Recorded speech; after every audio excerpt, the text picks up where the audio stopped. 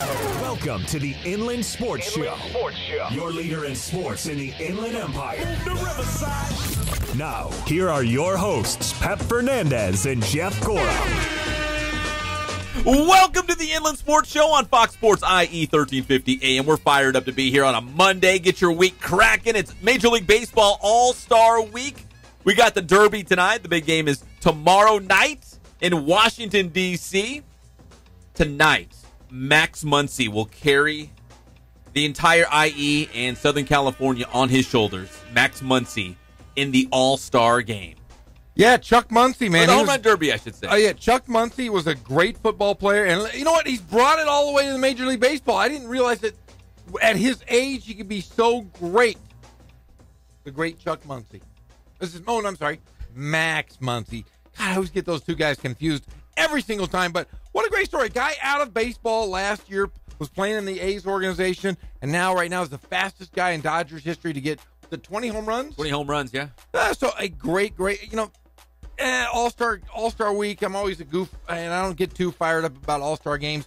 But I do like the Major League Baseball All-Star game for one reason. It means something.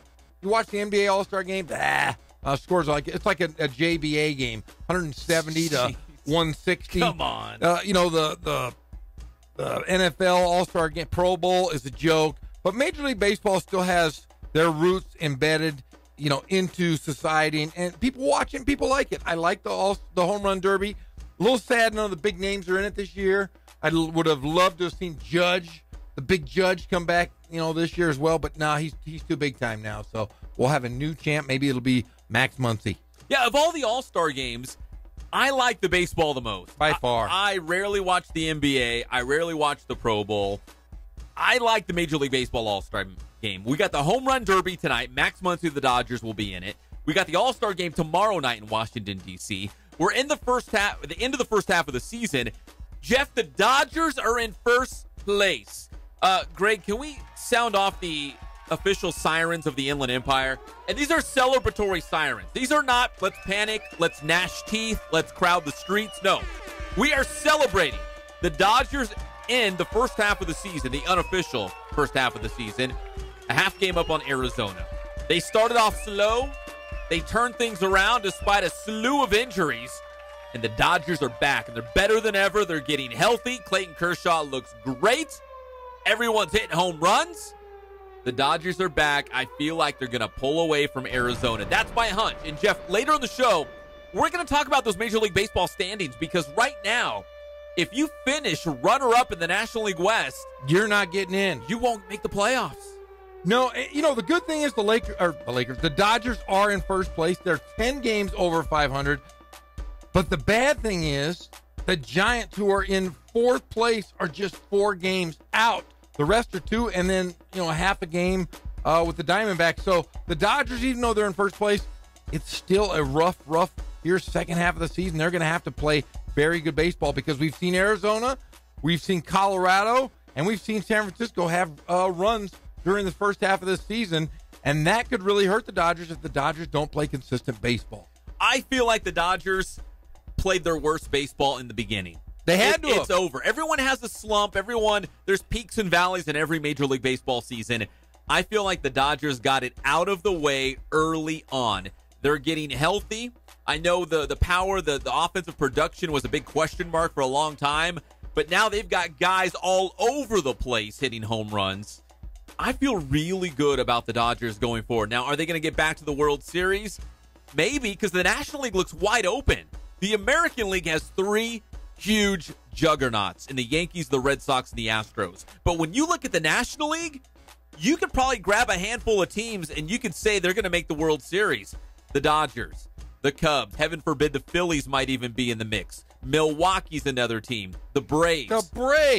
But they're all lumped together. There's not a clear-cut favorite. So as slowly as the season started for the Dodgers, they're in first place. They're back in the mix, and I would not be surprised to see them playing deep into October with another shot to go to the World Series. And let's look at their clubhouse leaders, Pep. And if you would have said this at the beginning of the year, you probably would have slapped me. Matt Kemp, Max Muncy are their leaders in that clubhouse. Matt Kemp batting .310, Max Muncy with 22 home runs. Matt Kemp leads them in RBIs, on-base percentage, and hits.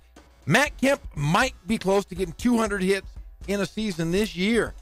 Hey, Jeff, you can't forget Kike Hernandez. He's on fire, especially this weekend. I have a hard time saying Kike, but Enrique can play. But I'll tell you what, it has really been all about Max Muncy and Matt Kemp.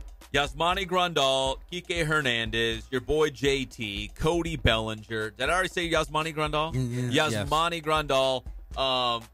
Man, the whole lineup is hitting right now. The only thing that kind of bothers me is they don't have a true leadoff man. I think Chris Taylor's probably the closest thing they have to a leadoff man. But now I'm just splitting hairs. I'm just kind of being picky at this point. They're hitting the baseball. They're scoring a lot of runs. Clayton Kershaw's coming back. Hyunjin Ryu, who had meat off the bone in his groin, he's going to be back after the All-Star break. They're going to get healthy, and they're going to get even better. And another surprise, how good has Ross Stripling been? He's got 8 wins. He's an all-star. All-star. In fact, we talked about that last week. We said, hey, Ross Stripling should be an all-star. And what happened an hour later? Boom! Named to the all-star team. He deserves it, too. In fact, speaking of the all-star teams, they unveiled the lineups for the Midsummer Classic, which will take place tomorrow night in Washington, D.C. Would you guys like to hear them? Yes. This is breaking news on the Inland Sports Show. We have the All-Star lineups for the Major League Baseball All-Star Game tomorrow night. Again, the Derby's tonight, the All-Star Game tomorrow night. We'll start with the American League. Leading off in right field will be your boy Mookie Betts from the Boston Red Sox. Hitting second at second base from the Houston Astros, Jose Altuve. The best player in baseball, playing center field, and from your Los Angeles Angels of Anaheim, Mike Trout. Former Rancho Cucamonga Quake, in fact. Yes. In the cleanup spot, the DH and maybe the first half MVP, J.D. Martinez from Boston. Third base, Jose Ramirez from the Indians. Left field, Aaron Judge from the Yankees.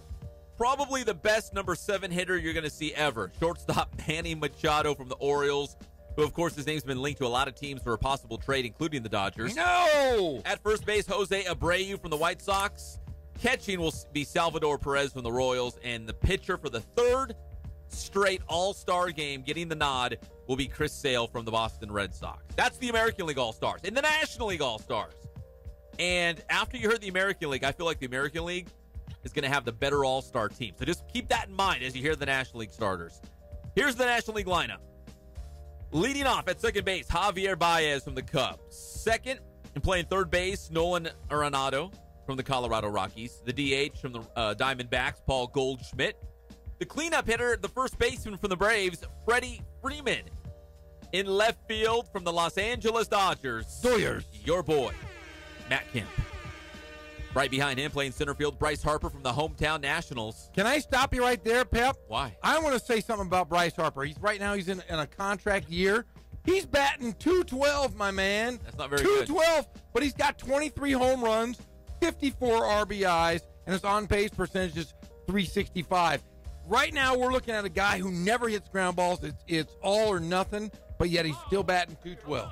The Washington Nationals, more than any other team, underachieving right now. They're not in the playoff mix. Bryce Harper's having a down season. Things are, in fact, I'm going to look it up. I was telling you off the air, I think Sports Illustrated had picked them to win the whole thing. They did. I'm going to go back and check because they're way off the mark on this one. But Bryce Harper, again, the All-Star game's in Washington, D.C. He's the hometown guy here, so he's getting the start. In right field, from the Atlanta Braves, Nick Markakis. At shortstop from the Giants, Brandon Crawford. And hitting ninth, Wilson Contreras. The starting pitcher was Max Scherzer. So we've got Scherzer against Sale. That's the same starting pitchers from a year ago. It's a rematch. The Australian Shepherd is on the mound tonight. 2 different colored eyeballs. Yeah, scary looking. All right, so that's the lineups for the All-Star game tonight. Oh, I'm sorry, tomorrow night. The Derby's tonight. The All-Star game tomorrow night in Washington, D.C. We're fired up about it. Now you've heard the starting lineups. I think the American League clearly has more talent. That's just my unprofessional opinion, but we'll see. And now, listen, if you win the All-Star game, you don't get World Series home field advantage, so it doesn't matter. It's just for fun. That's gone, huh? It's gone. Oh, I didn't know that. Yeah. It tells you how far along I am. They took it out of play, so it's just now for fun. All right. To local baseball, Jeff, we crashed the party on Friday as the Quakes were taking on the 66ers. The broadcast team of Rancho Cucamonga, they're going to join us live in studio. In fact, they're probably driving on their way to the studio right now. They're probably listening to their favorite show, the Inland Sports Show. We're talking about Mike Lindskog and old Chappie, Andrew Chapman. So Andrew Chapman got out of his YMCA youth camp this morning. Yes. I imagine Lindskog picked him up, got some permission from, I'm you going have to sign him out. You have to sign him out because Chappie's dad and I have become friends. You have? Oh, yeah, we're buddies. So, yeah, Dan Chapman is, we've become friends over the social media. He told me to look after his son today. We'll have to mention that as well. So Dan probably gave permission for Skoggy Skog to check him out of the camp. Here's a note from his parent. He's allowed to go on this field trip to his favorite show, the Inland Sports Show. Lindskog packed his lunch. He's good to go. Yes. In fact, Dad Dan said he's gonna give the show a listen today. Nice. Yeah, so we're gonna have to get He's on from him. Stockton, isn't he? Yeah. Oh, beautiful part of the country. His dad looks like a senator. I'm gonna have to ask. Is your dad a senator? Oh, he does? Yeah, Dan looks Like like a dignitary. Senator. Oh, big time. But yeah, well, how much fun was it to see those guys? It was great. It was a great night of baseball. We saw the Angels' Nick Tropiano on the bump. It was fun. It was great. He got roughed up. Yeah, it wasn't a clean sheet. Yeah, No. he got hit around a little bit. You need Tyrannosaurus Rex? I saw several. Yeah, there was lots of them. There was a blue one. Oh yeah, it's Jurassic Park night. It was Jurassic Park night. It was very cool. I got to see one of my favorite ex-students as she was taping ankles. And then we crashed both booths. We went over to the... Our boy Steve Went. Steve Went was over there. Steve Went's going to come on the show later on this week and talk some 66ers baseball. None of them were ready for you. You were passing out bear hugs right and left. You were walking around San Manuel Stadium. You went to the Sixers. You went to the Quakes. You were passing out hugs. Nobody knew how to handle you, Big Jeff. Big Jeezy. I was breaking hearts and breaking ribs, my friend. It was a good time. It was one of the... I mean, honestly... There's nothing better than going to a minor league ballpark and seeing the seats filled, everybody enjoying themselves, watching a major league pitcher. But it was really good to see the guys that we talk about and listen to all the time as we drive home. So were they everything that you interpret? Skog looks like he could be a fighter pilot. Chappie looks like a 12-year-old boy, a little wet behind the ears, but a good-looking young man. I imagine he'll do well when he graduates. He's going to be great. When he gets his 8th grade promotion. Yeah, when he hits that promotion and everybody gets a ribbon, he'll be one of those guys. Well, the Quakes of 66ers, they will play again tonight at San Manuel Stadium. Lindskog and Chapman, you hear them all season long here on Fox Sports IE 1350 AM. They're going to stop by the studio in just a little bit, hang out with us until they have to go make their way up the 215 to San Manuel Stadium for another edition of Quakes and 66ers, the Cal League affiliates of the Dodgers and the Halos, respectively. And actually, tonight at San Manuel Stadium's nothing night. Nothing. I don't think there's music. There's no announcer. There's no games. Just baseball. You just show up and there's a baseball game going on. Oh, that's weird. You'll probably hear like the lights humming, the bats cracking. Nothing. I believe it's free also, right? Everything free is parking, free. I think it is. free admission, everything. Free everything. Nice. Hey, they do have great food there. That was one other thing I wanted to notice. Oh, yeah. They had Philly cheesesteaks, they had burgers, they had you name it. They had Jeff. ice cream. There was a girl with that. Pep and I both saw this girl. She was walking and she had her honest to goodness, it probably took 2 hands. It was the biggest ice cream sundae I have ever seen in my That life. was delicious. How's your diet going? What was that? How's your diet going? Well, you know what? I will say this. Diet? I'm looking pretty slim. There's a lot of people commented on my picture on social media that I am. You know, Jeff fit. Jeff comes into the studio. He's like, "Hey, did you see my picture on Twitter?" I'm like, "Which one?" He's like, "The one with me and Boba Fett at Disneyland You're I had darn yesterday." right. He's like, "Look how skinny I look." Dude, I look good. But it was because I was sweating so darn much. I had no body fluids in me at all. Nothing. I was just skin and bones and fat underneath those. So you're running on happiness. That was I was- Running on happy. Pure jolliness. No, but you know what? We both lost some serious weight. The pounds were just falling off of us because we went out to Temecula Valley High School on Saturday. Oh, yes. Checked out we the did. Golden Bear Classic, the passing tournament. It was hot. There's no shade, and it was hot. I almost passed out just walking to the car. Jeff ready to looked go. awful. Oh, it was terrible, as they'd say. I was running Absolutely around. terrible. I said, Jeff, listen. If you don't want to follow me, that's fine. You can just hunker down. He's like, nope. I'll go wherever you go. I was trying to give you the out. No. Man, I was there. I was kissing babies, shaking hands with coaches. It was a good time. We saw some dudes. We saw some good teams. A good warm-up going into the, as we say, is we're going to talk every single day until the season starts, high school football. And we saw it. It was a great time, good athletes, and a great starter going into the season. Yes, the championship game was Roosevelt against Santiago. And Roosevelt won the whole thing. We're going to talk more about the Golden Bear Classic a little bit later in the show. It was Roosevelt against Rev in one semi, Santiago against Hillcrest in the other semi. So we'll get to the Golden Bear Classic. One other quick football note. So Stephen Carr, the running back out of Summit High School. Oh, yes, I remember that guy. Just named to the Maxwell Award watch list. That goes to the top offensive player. So here's a guy who sat behind Ronald Jones, but saw some touches. I mean, he got some carries last year for USC. That's right. He's going to be the premier marquee tailback for the Trojans this season, already on the Maxwell Award watch list. He's set up to have a big year for USC. So the pride of Summit High School, former Skyhawk there.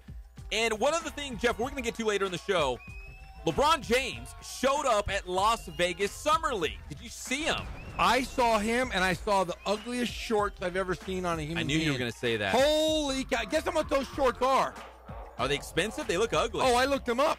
$500 to wear Laker shorts that had Lakers across your crotch. I could have my mom do that for about $12.85. Big Jeezy right across the front. Well, hey, I already got a couple pair of pants that say the Big Jeezy across the crotch, buddy. But my mom will make you your own, maybe a Kings, Sacramento Kings. How about just Inland Sports or Pep? I don't know. Pep. I'm not picky. We're gonna get you some shorts with Pep across your crotch, and I make sure that I won't spend $500, but I will get you a nice pair of Sacramento Kings shorts, and I'll put Pep across the front. She gonna like crochet it? No, she's a seamstress. Oh, okay. Oh yeah, she can embroider. She can do it all. She can do it a lot like Ken Sporting Goods. Speaking of Ken Sporting Goods, they've been around since 1976, providing you with all of your sporting gear needs. Of course, they can do Letterman's jackets. So the next time you've got a big team order, or maybe it's for your company or your business, they can do embroidery, screen printing. They do it all in-house, and they're the very best. That's why we love Ken Sporting Goods so much. If you go to Ken's today, it could change your life. Ken Sporting Goods off the 15 freeway in Norco. And also a quick shout out to Spoiled, quick quality oil change. You can spoil yourself and your car every 3,000 or 5,000 miles. In fact, Jeff, I went there on Saturday on my way to Temecula. It was probably the best decision I ever made in my life. It was? I went to Spoiled. I got the oil change. I felt good about my life and my car as I made my way down to Temecula for the football tournament. The world just seemed like a better place after I went to Spoiled. You know what else was? We have to talk about this later. Guess who came to my house this weekend? Who? The great Pep Fernandez. He did. You know Yeah. why? Because I went to Spoiled. My car was going Your strong. car made it to my house, and you got to see the inner sanctum of the Big Jeezy household. It was a wonderful thing. It was crazy. Spoiled off of Alessandro Boulevard between Riverside and Moreno Valley off the 215. I got a question, Pep. Uh-oh. Did Jeff serve you anything to drink or anything like milk or? He did! I did take care of him. He was. I'm telling you, he was did. emaciated. He looked. No, I wasn't. He looked like we left the house looking like a grape. He came back looking like a raisin. We hydrated him. We gave him a big giant glass of cold ice water. And he got to see my kids. It was crazy. I played Star Wars with them. You did? Yes, you did. It was awesome. I got girls, so I don't get to play with little action figures anymore. No, you definitely played with action figures. Listen, we have to take a break because this might be the greatest day of my life. It's the best of my entire life. It was Saturday when I went to Spoiled. Now it's today because Mike Lindskog, the voice of the Quakes, is in the house. You're here on his favorite show. It's an unbelievable day on the Inland Sports Show on Fox Sports IE 1350 AM.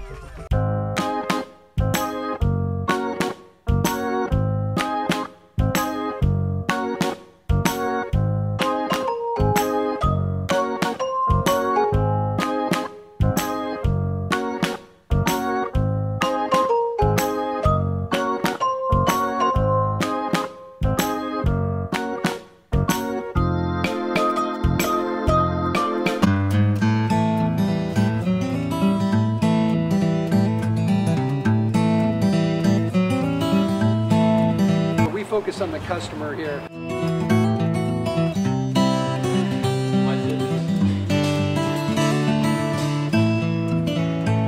Believe it or not, that is the biggest thing for customers on an oil change. They just want the convenience of coming in, driving in, getting it done, and driving out.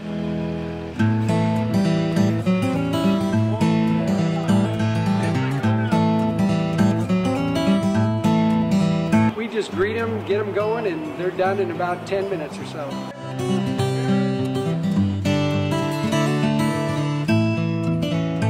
We don't push any sales on them. We do the oil change, And I think that's what sets us apart is our customer service. Vacuumed and cleaned your windshield for you as well. Everything's looking pretty good. You come into us one time, believe me, we'll spoil you and you'll be ready to come back the next time.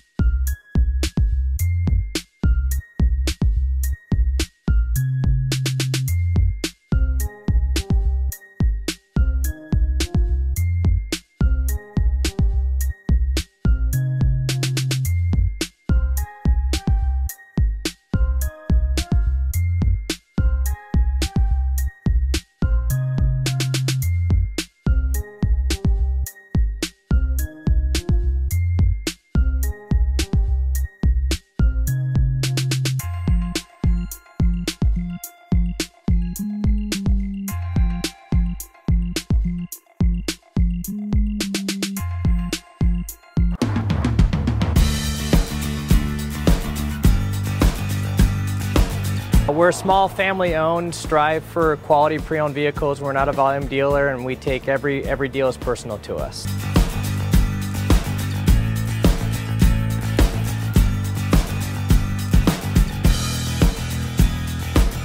We're a low-stress environment. We're not a pressure sales house. If you want to shop us, you're more than welcome to shop us. We have, like I said, great rates, competitive financing, a lot of one-owner, clean Carfax, clean title vehicles. As you see, we have Carfax everywhere. That's most important to us, to educate our customers before they make a purchase.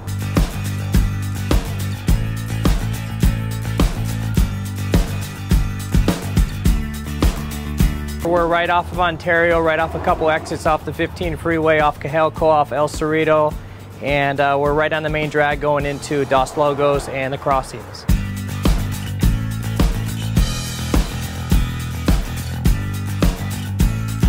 We have great financing, we have great lenders that we're using. We do buy, sell, trade, cash for your car. Whatever we need to do to help accommodate the customer, that's what we're here for.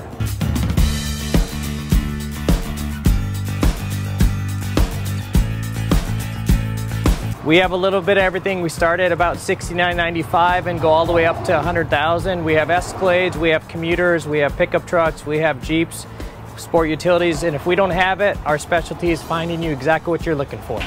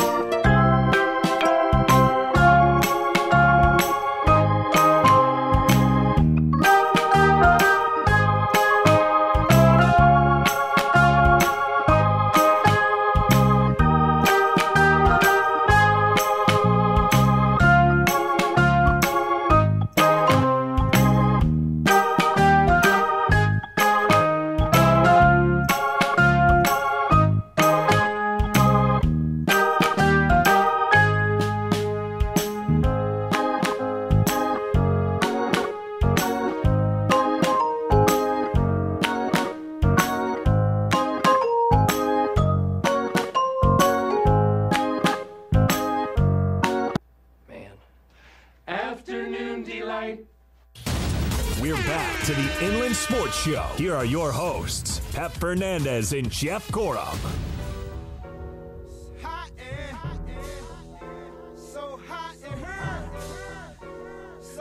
It's your boy Nelly. Welcome back to the Inland Sports Show on Fox Sports IE 1350 AM. We're proudly brought to you by our good friends at Boost Performance Training. Athletes of all levels and all sports. Everybody's going to Boost. Make sure you follow them on Instagram and Twitter. They're doing a lot of cool things out there.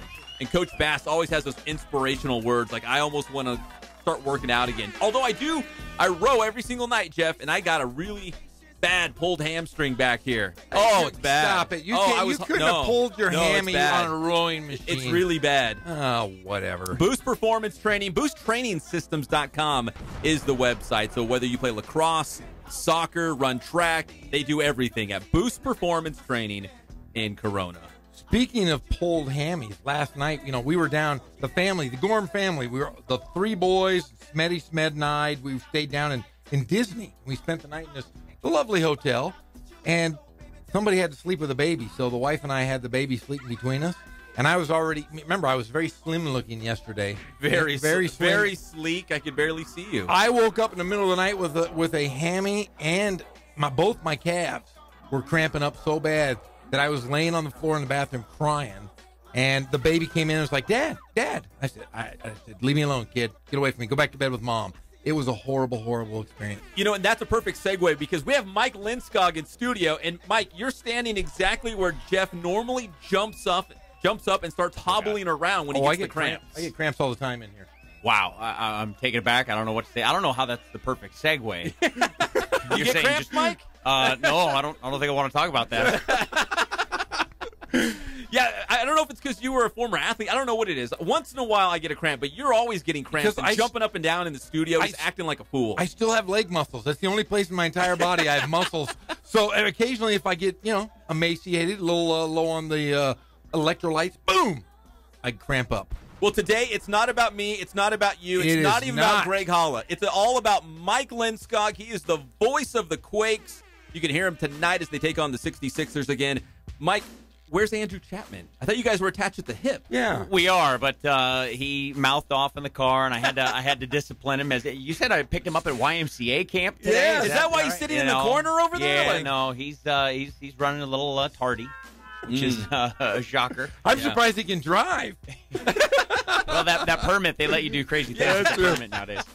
Yeah, you were tough on him, and now I find out that you're friends with his paps. Oh yeah, Dan and I, we go way back. He's friend of ours, Janet Lucas, who was an associate athletic director at UC Riverside, moved on up to the University of Pacific. So of course I reached out to Dan just a little while ago. He befriended me. He did? He befriended me, and now we're what pals. A mistake. You'll be blocked soon, but yeah, we're BFFs. But no, it's Chappie is a nice looking young fella. Looks like he's going places in this business, calling baseball games with old Skoggy Skog here. But Dad seems like he's a senatorial type guy, a great dude. We're just missing Chappie Chap. You're just basing that off of an online picture. Have you seen that? Wearing a he suit is one of the looking sharp. He is a good looking man. Yeah, I've met Chapman. him. Yeah, I've met him. He's a solid guy, and he raised a good kid, and multiple kids. In fact, I haven't met the rest of the family per se. They're probably all good. Perfectly coiffed hair. Yeah, as I could say about Dan Chapman. Well, look, Lindskog. I mean, long pause. He's put together. I want to say this. I never wanted to look you up, Lindskog, until I met you. Liar. I didn't. I do stalk you a little bit, but I never saw your face. I had heard in your voice. You sounded a lot like a fighter pilot, like the Air Force guy. And then Maverick, I see you said. Maverick. Yeah, Top Gun. You. And you kind of have that look. Like you probably were. Did you ever serve in the military? Did you ever fly F-16? Have you seen these arms? No chance. They would have whipped me into much better shape than I currently am. But you look exactly as you sounded. Chappie Chap looks exactly as he sounded. You guys are a perfect match as I drive a fighter pilot and a 12-year-old boy. Yes, coming to you live from San Bernardino. Yes. Well, let's flip the script. Now that you've seen Jeff, is Jeff what you thought? Well, first of all, I'm going to talk to Dan Chapman and have him withdraw that friend request because he's making a huge mistake. He doesn't know. He just doesn't know. Like, first time you're going to see him, you're going to break the poor guy's ribs. Yeah. He's got a family to feed, for crying out loud. You can't be No, like that. My goal though, when I first saw you, was to give you a bear hug because I'm a lovable guy, and I gave you a hug, and I probably shocked you a little bit, and then of course I just went crazy at what is that? What is the San Manuel Stadium? Yeah, so it was a good time, and I'm so happy I finally meet you. I listen to you every single day on the drive home and listen to games every day. Thanks, man. Winnie, right back at you. So we go to the ballpark obviously every day and get there early and plug in, and so we hear the studio over our speakers as well. So we got the live feed and hear you turkeys more often than not too. So we follow you. Do you get to hear in between Weird, commercials too? Do you get No, not quite that live feed. So Those the Comrex. Oh, that's the good time. Yeah, that's when we talk smack about. But Greg sends me all that info between commercials. So no, first impression of you, dude. I was floored when I heard you had a 1-year-old. I have a 1-year-old, a 5-year-old, and a 12-year-old. Jeff can't stop. I can't. But see, I have a young wife. I'm 47. I got 11 years with my wife. She teaches with me at the high school. But yeah, she said, "Hey, we got to have kids." And I'm like, "Oh, man." So we were at Disneyland the last 2 days, and I'm telling you what, I came from Disneyland to here today. I've never been so exhausted in my life. You're the only reason he came in, Mike. Yeah, I almost took a day, said I'm out. I'm not coming in. But you're a father as well. I am. Normally dudes don't have kids in their 40s, but yeah, I had a little guy at 40, and so he's running me rampant. I'm 44 now, but you're 47 with a 1-year-old. Yeah, that's crazy talk. I'm telling you, but it keeps snip, my friend. Oh, hey, figure it out. Done. It's done. We're out. We're done. Over here. We're done. And I got a bag of frozen peas on that guy. Yep. Did you? Corn. Nice. They all do the trick. But we have 3 boys. Pep's got 3 girls. No. So I'm glad you got to play with some Star Wars figures here over the weekend. I never see Star Wars anymore unless I go over to Jeff's house. Yeah, but I know all the Disney princesses. It's got to count for something. That's tough sledding there, man. I know all the Frozen songs. Wait a sec. My 5-year-old knows all the Disney princesses, too. Oh. Hey-o. You know, I wanted to ask Mike this because... Sports only, guys. This is sports related. So, like, if I go talk to a school, like, at a career day or whatnot, they always say, "Oh, Pep, did you always want to be a sports broadcaster? This is what you dreamed of." And my answer is, no. I wanted to be Indiana Jones. I was into archaeology. I loved history. Exactly. I love that stuff. I still watch it on TV all the time, like, you know, the National Geographic shows and the History Channel shows. Nova. He's into Nova. You wanted to be Indiana Jones because of the history, though? I wanted to be Indiana Jones because he, like, jumps over boulders. Well, I mean, like, fighting the bad guys and the good-looking women, like, that was all great. Yeah. But, like, the digging up the bones and all that, it was cool. But did you always want to be, like, a play-by-play guy? Did you sit in your room as a little Lindskog and do, like, Dodger games or the Seattle Mariners? Like a little Skoggy. I mean, real little. So the short answer is no, because I think we all, you know, wanted to be pro athletes when we were, you know, kids anyway. Yeah. So for sure, like I wanted to be on the, I wanted to be on the baseball diamond, you know, patrolling center field for the Yankees or the Mariners or whatever it was. And then, as you can see by this physique, I didn't quite hit 6 foot. So being a little bit on the shorter side until I was, getting to be a junior, senior in high school, didn't necessarily peak athletically at the right time. Thanks, Dad. Nice genes. But yeah, I mean, listened to a lot of baseball radio as a kid, and it all just kind of took shape, and it happened for me. And I was pumped to get an opportunity back in 2001. They handed me my first, full-time. Where was that play-by-play radio guy? So grew up in Spokane, Washington, and was doing some radio up there, and working for the same organization actually that I work for now, just in a different city with a different team, but same people to a certain extent. Brett Sports, Bobby Brett, George Brett, the brothers and what have you. And they offered me a job in High Desert, California, and they said, "Does your desire to be a radio broadcaster, is it strong enough to be able to withstand high desert?" And I thought about it for about a second and a half, and I said, "Yes, I'm there." So despite the wind and the craziness that was in the high desert, I moved my family at the time down there, and we did that tour of duty for 3.5 years. And as they say, the rest is history. I've had some career stops, but yeah, man, play-by-play, doing the games on the radio, it's awesome. Trying to get Chappie to follow in those footsteps. He's on his way. Is on his way. As long as he makes it through the building door. Yeah, he's late. Like, we're gonna have to write him up. He's here now. We're gonna send him to the principal's office. The bus dropped him off out front. Andrew Chapman is in the building. You know what? Let's do this. Let's take a break. Okay. And when we come back, we'll have them both on. We'll get y'all set for Quakes and 66ers tonight. Also want to talk a little Dodger baseball as well. They're in first place, guys. They're the first place team in the National League West right now. It's a half game over the Diamondbacks, but we'll take it. So we'll talk Dodgers, we'll talk Quakes, and a little bit later in the show, we've got Alexander Mattison, the starting running back for the Boise State football team, the pride of Cardinal City. He will join us as well on your favorite show, the Inland Sports Show on Fox Sports IE, 1350 AM. Your mama showed.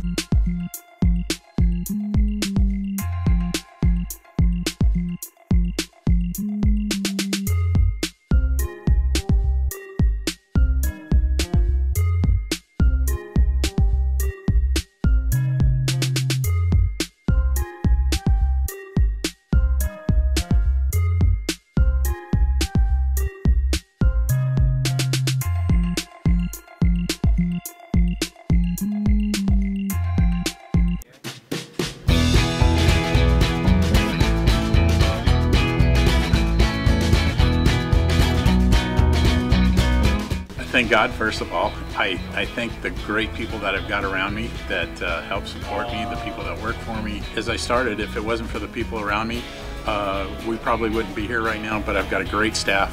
I've got great people that do stuff for us outside the store, and we've been very, very fortunate.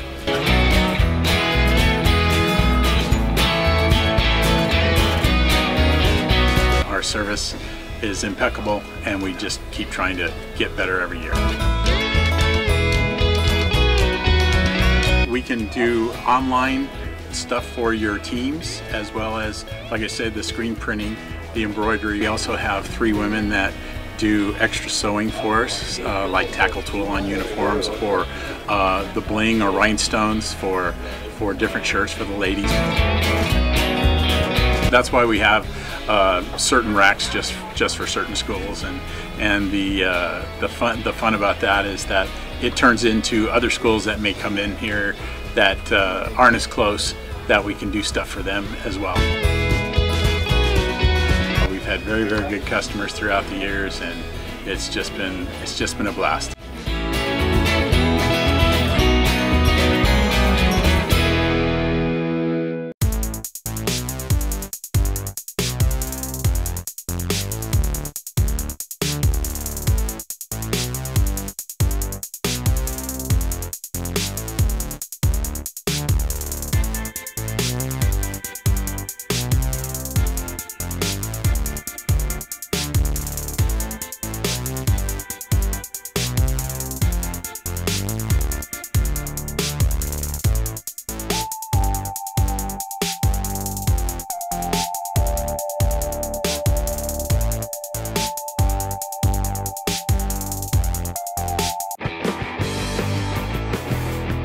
How you guys doing? Coach Bass here. We're back at the BPC continuing our training series on developing power for off-season football players. So today we're going to work on a dumbbell alternating bench press, and it's all going to be about power. So Ian, what you're going to do is you're going to go ahead and lie back on the bench.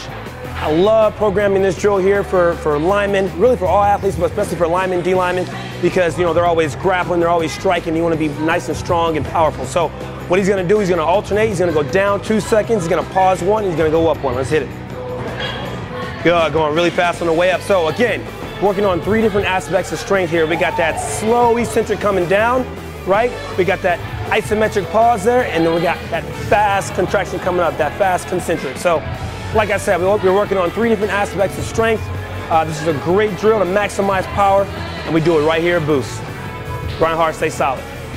How you guys doing? Coach Bass here. I want to talk a little bit about today's training tip. We showed you guys the dumbbell alternating speed press, all right, and we talked about was a 2-1-X tempo. I want to show you guys how we progress this exercise and continue to maximize power. So with that 2-1-X tempo, we go down 2 seconds, we pause for 1, and we go up fast. So what we'll do is over time, we'll progress those tempos. So we'll go from a 2-1-X to a 1-1-X tempo. We go down 1 second, pause for 1, and we get that fast concentric contraction.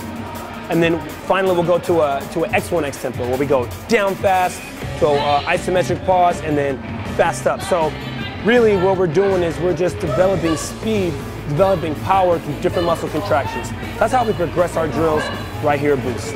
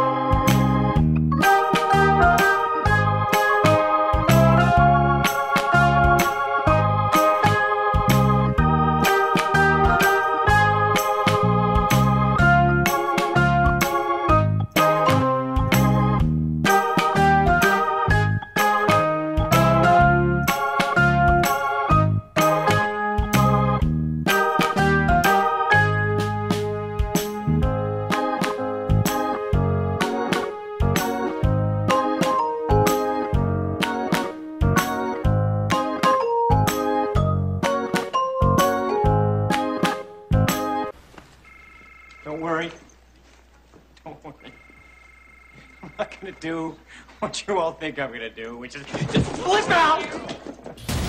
We're back to the Inland Sports Show. Here are your hosts, Pep Fernandez and Jeff Gorham. You know, Jeff, now I know how it feels like when USA Basketball had the dream team. Yeah. And all of them came together. You know, Jordan and Bird and Magic, like they all came together. This is what it feels like today. I feel like this is an Avengers Infinity War. Like all the superheroes are in one room in the same place. You get that feeling at all? Yeah, every time I'm in a room with you, Pep, I feel like I'm an Avenger. You do? Every single time. I don't know what Avenger I would be. I don't have any super strength or any superpowers. I'm bald. I'm overweight. You got long fingernails? You could be Wolverine. I could.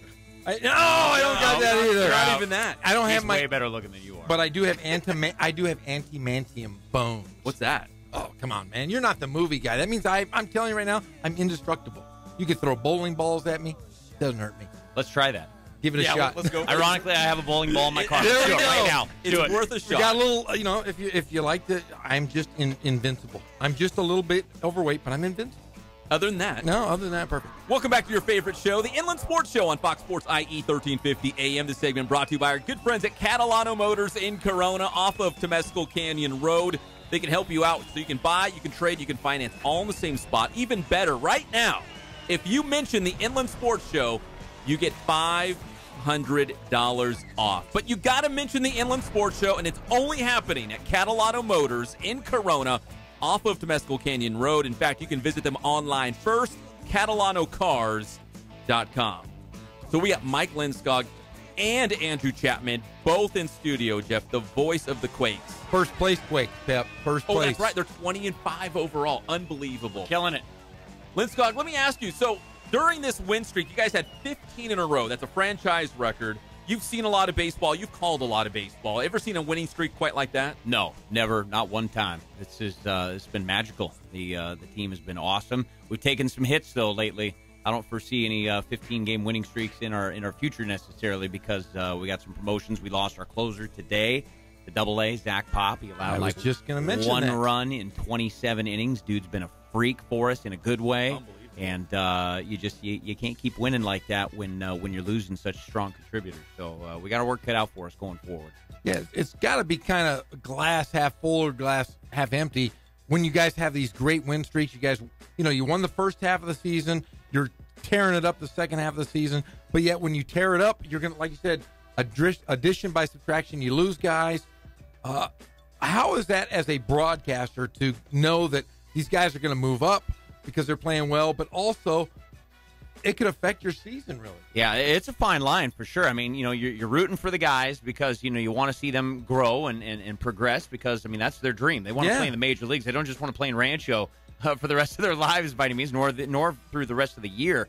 So you want to see these guys get promoted. But, selfishly, we're human beings too. I want to call winners. I want to sport championship rings. And so, I want to see the team, I want to see them field the best team possible night after night. But it's tough. But we all know what's going to happen. You can't keep guys like I just suggested. Zach Poppy's allowed one run out of the bullpen in 27 innings. You can't keep a guy like that down. Just a matter of time. And we knew that. And the All-Star break is kind of the time of year when those trades, or not trades necessarily, but those promotions start to happen. Then you start to see trades. We've been decimated by trades a couple of times over the last several years. Being a Dodger affiliate certainly has its perks. It's an awesome relationship. But with that comes its challenges because every year the big league club, they're not going to be adding minor league players. They're going to be subtracting minor league players, and that only hurts us. But again, you know it's coming, and it's all good. Hopefully at the end of the day, it nets them, a guy like Manny Machado or somebody that can help in the bullpen or in the rotation or what have you. And again, that's what it's all about, development. Well, you guys are the first half champs, so regardless of what happens, you're going to the playoffs because you won the first half title. Let me ask Andrew, does Mike Lindskog, Andrew, does he ever give you any mic time, like to get on the air? I do. I really feel like, we share the microphone very well. Tell him, Andrew. Oh, my God. Thanks, yeah, exactly. So, like I was saying, I know your dad's listening and stuff, and you'd think I'd just give you an opportunity to talk, with your dad listening. Thanks, away. Andrew. Let's go back to Anyways, Mike. Yeah, so...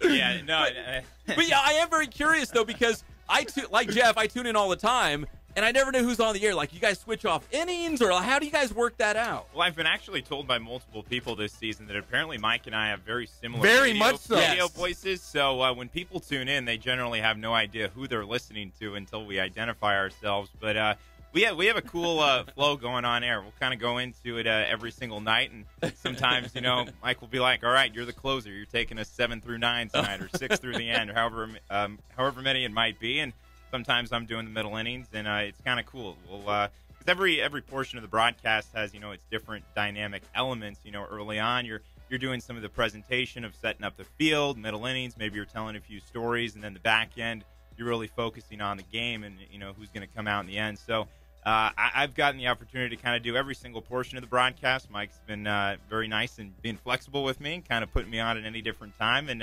it's been cool. We definitely have some fun chemistry on air at this point. Chappie, I've been kind of hard on you on the air here. Call you a 12-year-old boy. I called you Tom Sawyer a couple times. Shoeless. I said that your parents would have to give you a sack lunch and $2 every day. He's only saying this because your dad's listening. Yeah. Now he's afraid of him. But Chappie, Andrew Chapman, tell us a little bit about your background. I mean, you're a young guy. He was born in the Cal League. Yeah, tell us a little bit about yourself. I was. I grew up around baseball. I was in the California League since I was in diapers. My dad was the former general manager of the Stockton Forts back in the early to late 90s, pretty much the entire span of the decade, out at the old Billy Hebert Field. And he left Stockton in 1999, but instilled a passion in baseball with me that carried on as a young kid up until the end of high school, where my short playing career ultimately ended. I played the game up through high school, but had an absolute passion for it going into college.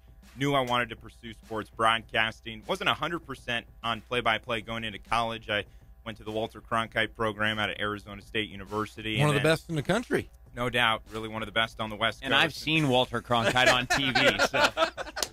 Mike Lindskog, everybody. Yeah, unfortunately, never got to meet Walter, but just through calling different sports at Arizona State, baseball and softball especially, it really just directed my path towards play-by-play, and so fortunate to be in Rancho, my first full season of professional baseball, and like you guys just mentioned, the 15-game winning streak, a first-half championship. I don't think I could have asked for a better initiation into minor league baseball, and I'm super happy to be back in the California League, where it all kind of originally started for me up in Stockton.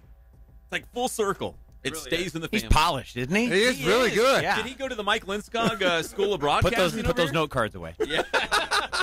Right. I got to say, though, I'm incredibly fortunate to have had the experience I did at Arizona State. Like you mentioned, Jeff, there's not very many programs across the country that give students early on their freshman year the chance to step into the radio booth and do talk radio or do play-by-play. There's so many different journalism programs across the country where students are doing general ed for the first couple of years, and then they're trying to have to test into the program.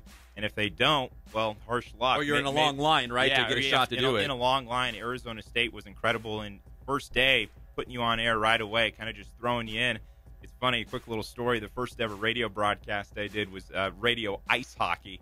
And I absolutely fell apart. I could not keep with the puck. I did not have the rosters memorized. And it was a very rude greeting into play-by-play, and certainly switched over to baseball and softball very quickly. But that just kind of shows how quickly they threw me into it as a young student. And I think that's what helped develop me so well by the end of my time at ASU. God, you're well-spoken for a 12-year-old. Yeah, man. You should. I finally figured out how I'll make myself look older if I show you my driver's license picture, which has not been updated since I was 15 and a half. Oh, that's awesome. That'll make me Let's seem get a lot picture older. of that and put that on the social media. We should. Can you guys hang around a little bit longer? No doubt. Andrew's going to have to go, but I'll be here. I'm sorry, he's done. When we come back, we'll have more with Mike Lindskog and Andrew Chapman. And again, Alexander Mattison, the running back for Boise State, is going to join us later in the show. And we'll also talk about that Golden Bear Classic from Temecula Valley High School over the weekend. This is your favorite show, the Inland Sports Show on Fox Sports IE, 1350 AM. I want to see Francis.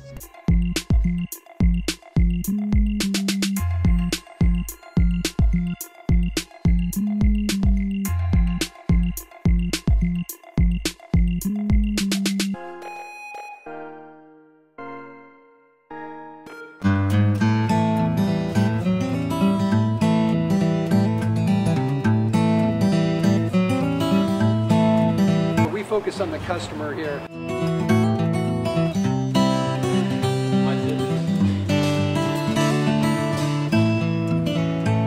Believe it or not, that is the biggest thing for customers on an oil change. They just want the convenience of coming in, driving in, getting it done, and driving out.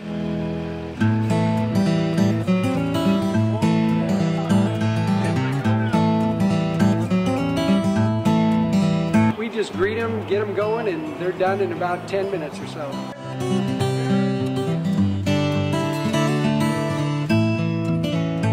We don't push any sales on them. We do the oil change, and I think that's what sets us apart is our customer service. Vacuumed and cleaned your windshield for you as well. Everything's looking pretty good. You come into us one time, believe me, we'll spoil you and you'll be ready to come back the next time.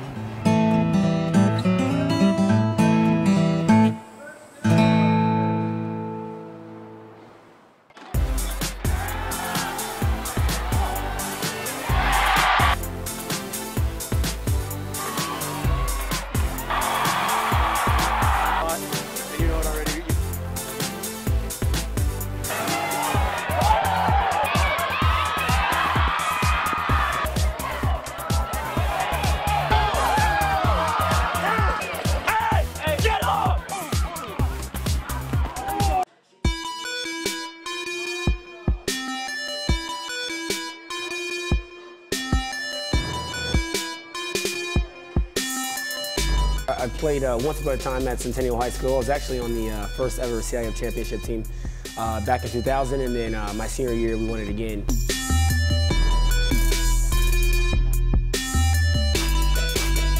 I think that's my passion because I've done it. You know, I know exactly where these athletes are at. I know what their mindset is right now. I know how hard it is to, number one, find a performance coach who can take you to the next level.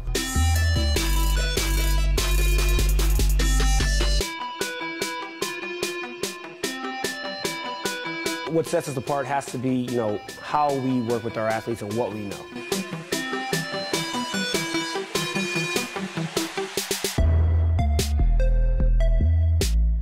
We can take an athlete and you know, help them reach their athletic potential, you know, help them, you know, prevent injuries, help get them stronger.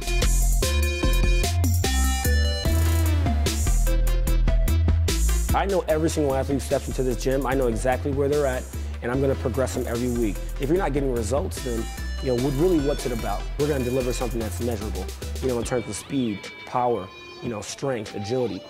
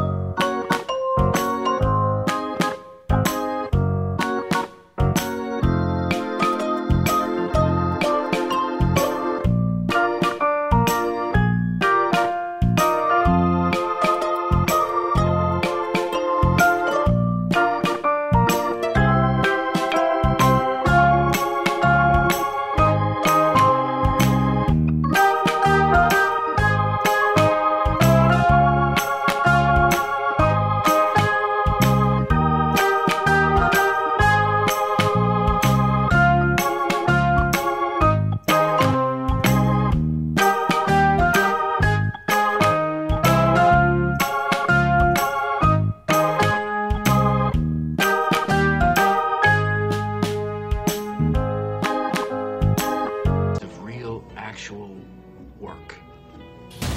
We're back to the Inland Sports Show. Here are your hosts, Pep Fernandez and Jeff Corum.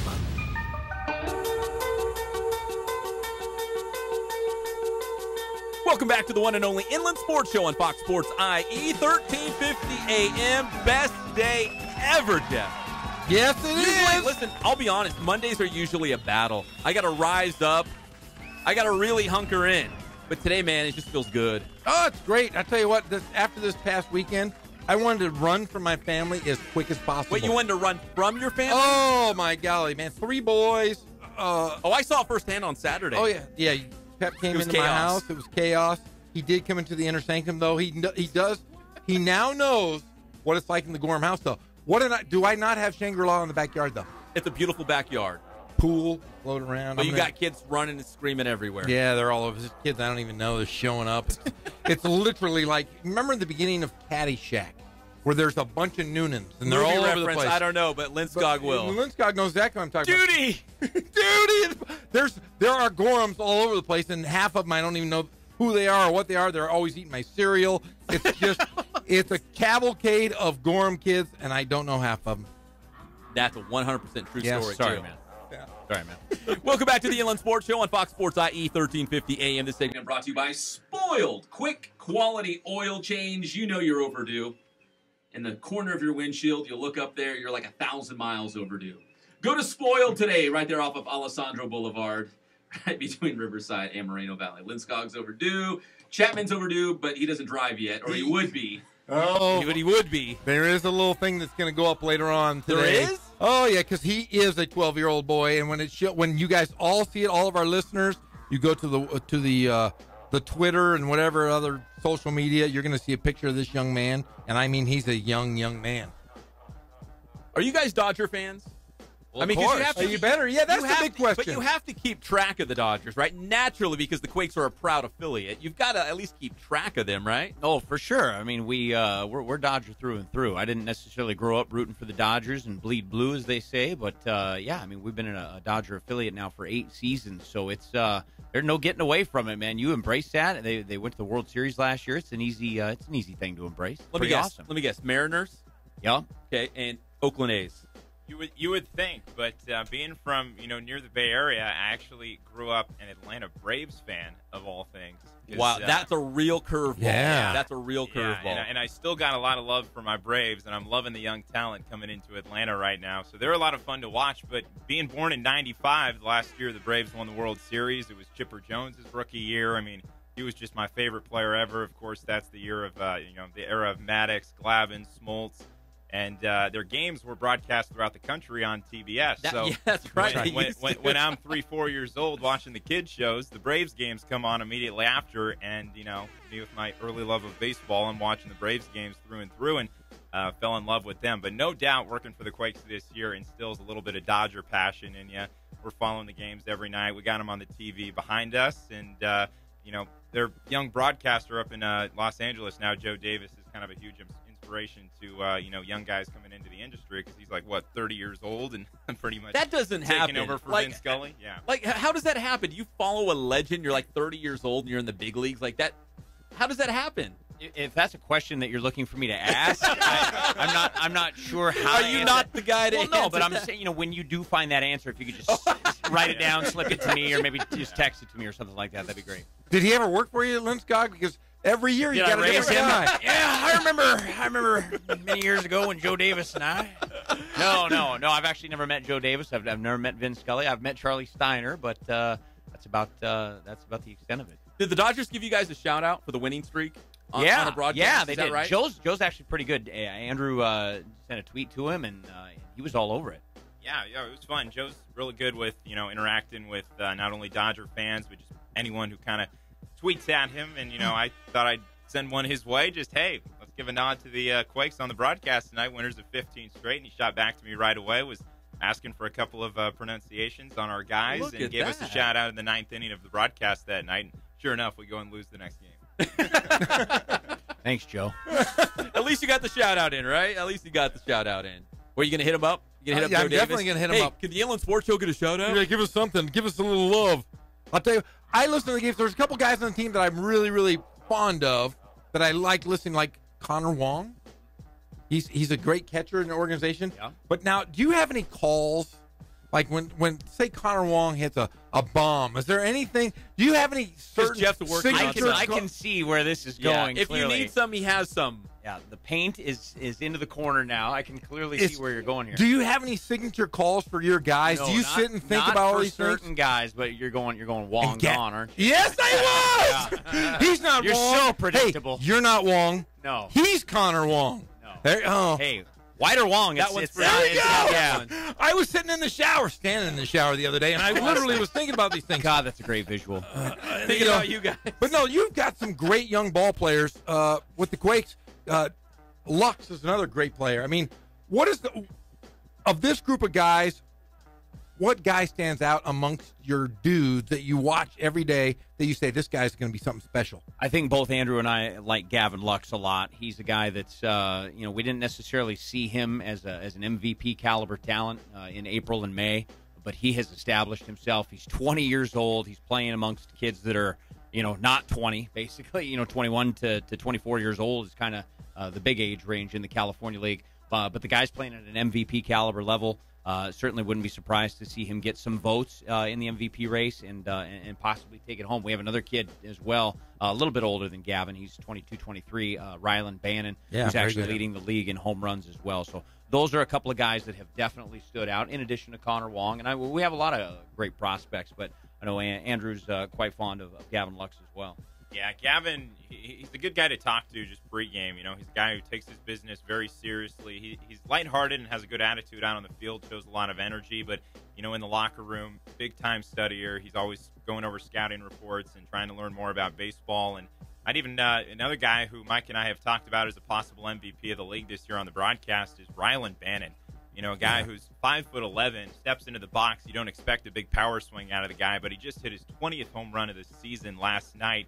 He leads the California League. He was the runner-up in the Home Run Derby this year, and he's just been a pleasure to watch as well. A guy who's a former Big East Player of the Year at Xavier, so had success in college, had a breakout season last year in Ogden, skipped the low A level, and hasn't missed a beat this year in the California League. So it's been a lot of fun to watch him as well. I'm sure he'd have a little bit of advice for Max Muncy tonight in the Home Run Derby if they were able to chat. Yeah, and also, you guys, not only are you guys winning games, but and breaking records with 15 straight, but you guys also had your pitching staff has just been incredible. There was a scoreless streak that you guys had going on that broke. Was that a Cal League record as well? We fell just a couple of outs shy of what was the Cal League record, but we're the first team in Cal League history to throw 3 consecutive shutouts, and we fell just a couple of outs shy of the overall Cal League record for consecutive scoreless innings. So it's been a strong year, no doubt. The team leads the league in shutouts with 10. The only difficulty is, and we addressed this earlier, is the fact that we've lost a lot of guys. We've lost a lot of bodies, and that's to be expected. When you're this talented, when you're winning this many games, and when you've got this much individual talent, you're going to lose guys to Double-A, and so it's a matter of stepping up. And, the team that you start with in April is not going to be anywhere close to the team you finished with in September. We know that. It's not even the team that won the first half in mid-June. So we're excited to go forward, though, because it's still a very talented team, and we're still in the driver's seat. We're in first place in the second half. Not that necessarily means a whole lot, because we won the first half, so we're already going to the playoffs, and we're already qualified, and we're going to be there come big dance time, if you will. We got Mike Lindskog and Andrew Chapman here in studio on the Inland Sports Show on Fox Sports IE 1350 AM. We know Andrew's a young buck, but Mike's been around the block a time or two. Old. Translation. Listen, the guy to Andrew's right is old. I know Mike doesn't remember me, but I always remembered Mike. One of the nicest guys, usually. And when I went down to cover, this is way back in your wheelhouse, Mike, when Mike Trout was playing for the Rancho Cucamonga Quakes. That was one of the games when I came down from Bakersfield at the time. You got me credentials. 2010, yep. Yeah, that's right, 2010. Back when you were a little whippersnapper. Oh, I was a young guy back then. I'm an old guy. You didn't have Disney princess daughters no. and married and probably reckless. Oh, I lived a wild life in the fast lane. Yeah, rolling the dice. But you saw Mike Trout play in the minors. Who are some of the other big names that we see now in the major leagues that you came across? Because I'm thinking during the California League, I saw Evan Longoria. You obviously did too with the Visalia Oaks at the time. Like, who are some of the guys that you saw play in the minor leagues that now we're seeing them at the big league level? So, Quake-wise, as you suggested, Mike Trout, that's an easy one to call. Corey Seager, again, #1 prospect. He was the MVP of the league. Big deal. We all knew that he was going to be awesome. Cody Bellinger didn't have a lot of fanfare coming into his 2015 season with the Quakes, and all he did was, pop 30 home runs or whatever it was, and he went on to lead the team to a championship. So that was fun watching him break out. And, of course, then next year, or a couple of years later anyway, he helps to carry the Dodgers to the World Series. That was pretty awesome. Non-Quakes guys that I've seen in my career, Cal League stuff, Paul Goldschmidt was really awesome when he was in Visalia.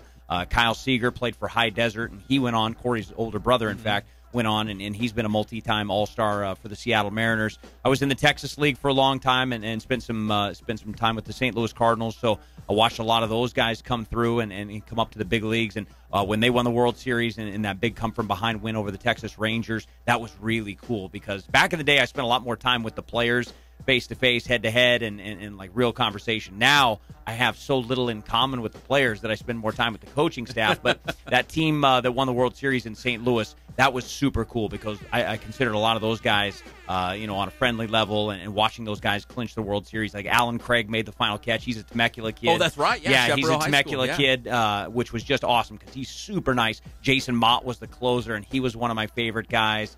And it was awesome to see a lot of those guys, get a frickin' ring, man. I was pumped for them. Well, something that you brought up, and maybe something that Andrew could answer as well. Jeff and I, when we travel with UC Riverside basketball, like you said, you get to know the coaches, you get to see the players, you travel with them, you eat with them, you hang out with them, you're together. So when you go on road trips, and Andrew's more, no offense, Mike, more closer to the age of the they're players. They're all playing Fortnite together while I'm FaceTiming my children, this is the reality. It is what it is. I'm the same guy, helping my kids do homework on the phone, and Jeff's still living the high life of a wild 20-something. But Andrew, is it cool hanging out with these? You must get to know them on a different level, right? Obviously you share some things on the broadcast, but some of these things you get to know them, maybe even on a friendship level.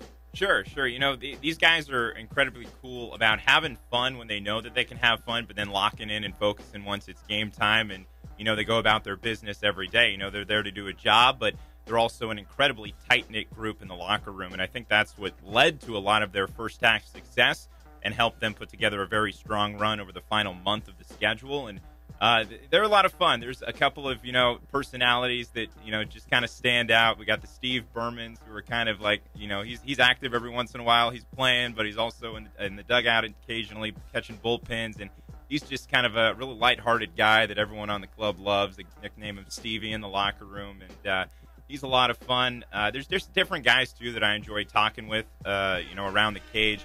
Guys like Logan Landon always has something to offer you, and I always learn something when I talk to him about, the dynamics of hitting, whatever it might be. And we got a young coaching staff as well. Drew Saylor, Petey Montero, Justin Veely, all those guys. A lot of camaraderie between them, and they're great guys to learn from as well.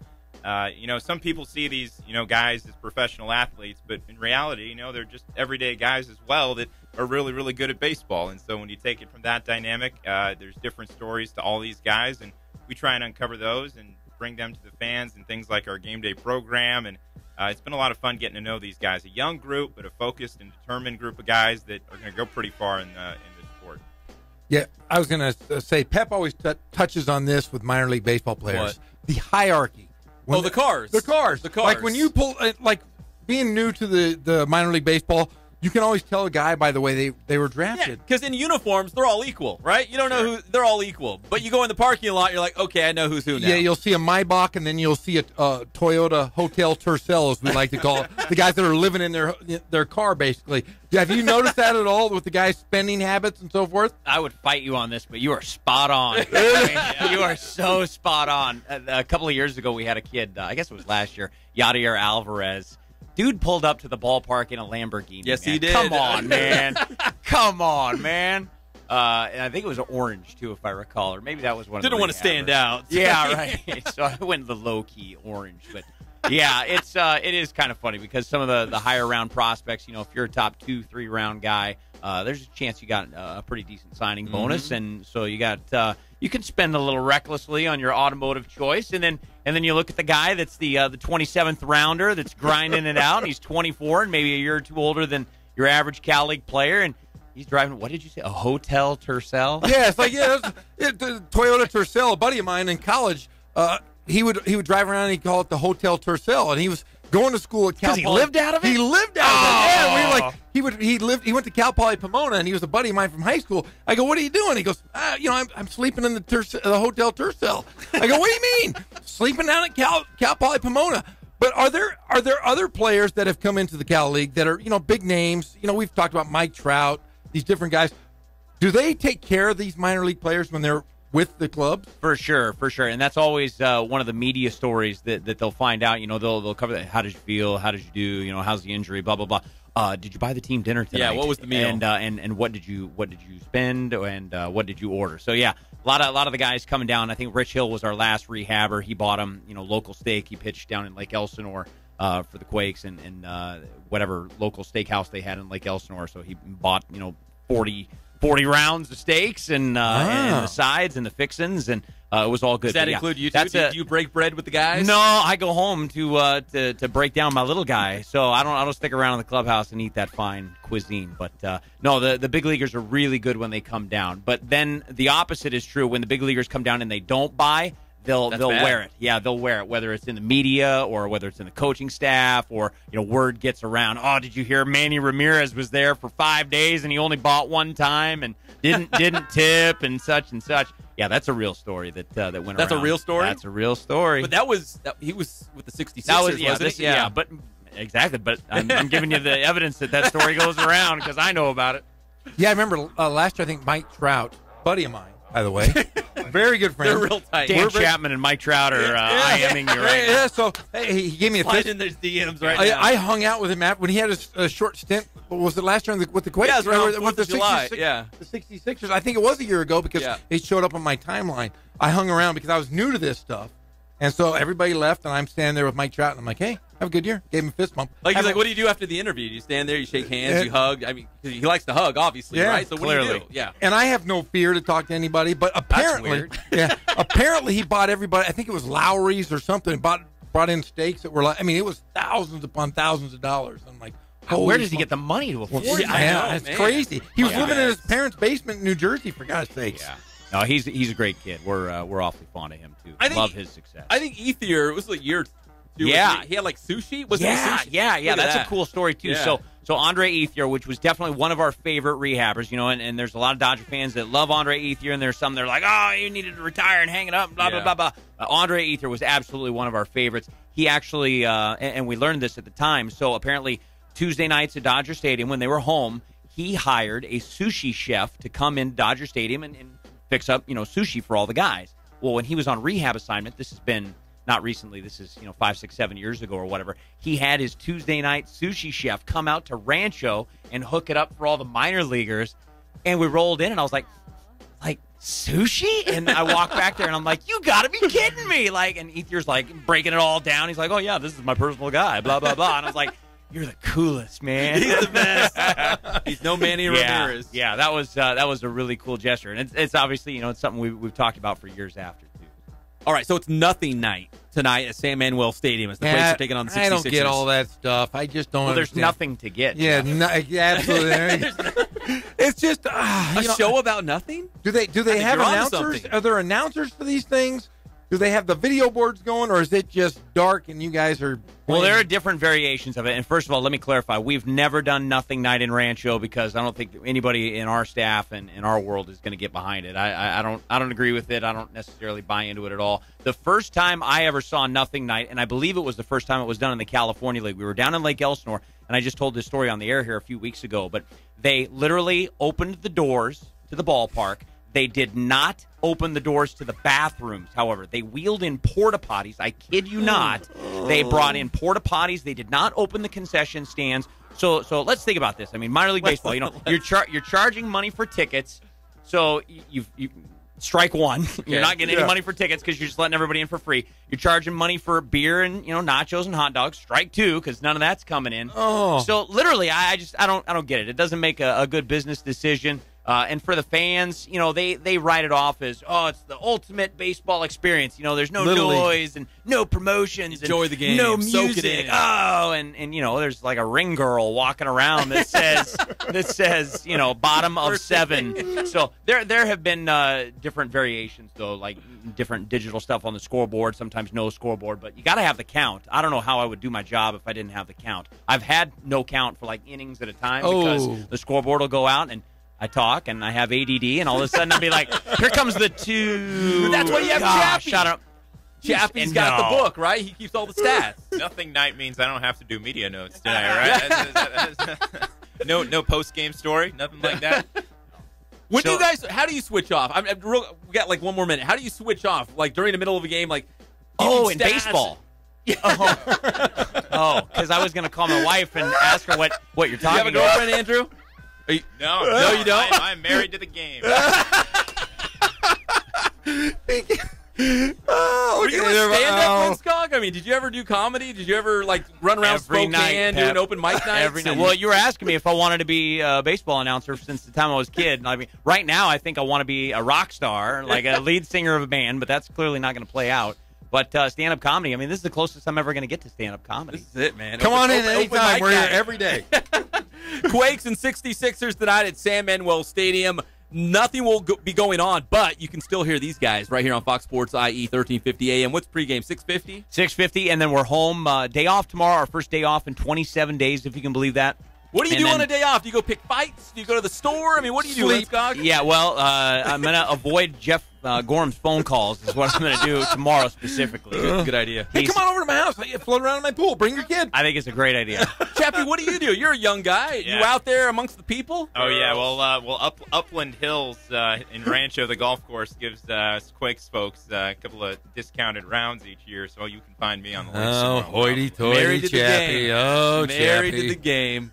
Guys, we got to do this again. Yes. Before the season. Yeah, well, this is our second date. So we had our first date in San Bernardino last week. Wait till the third date. This is our second date. Our third date, I think, needs to be at our ballpark under our terms, under our umbrella. We're going to have you guys out to throw out a ceremonial first pitch, at least for Pep. I don't know about Jeff. I can catch. I'm still. I bet. Hey, are you a pitcher or a catcher? This is escalating quickly. Oh, I think it's time for us to go. And Andrew Chapman, you can listen to him all season long right here on Fox Sports IE 1350 AM. These guys are the best. Jeff, you're awful. Hey, when we come back, we will talk Lakers Summer League, and we got Alexander Mattison, the starting running back from Boise State. We'll be back at your favorite show, the Inland Sports Show, on Fox Sports IE 1350 AM. Go Quakes!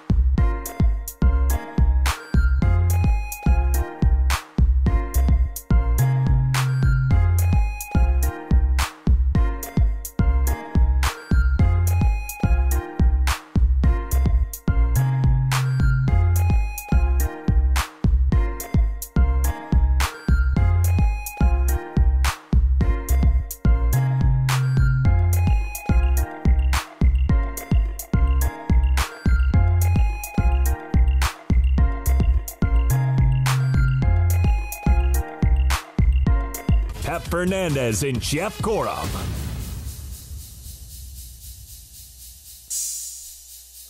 Welcome back to the Inland Sports Show on Fox Sports IE, 1350 AM.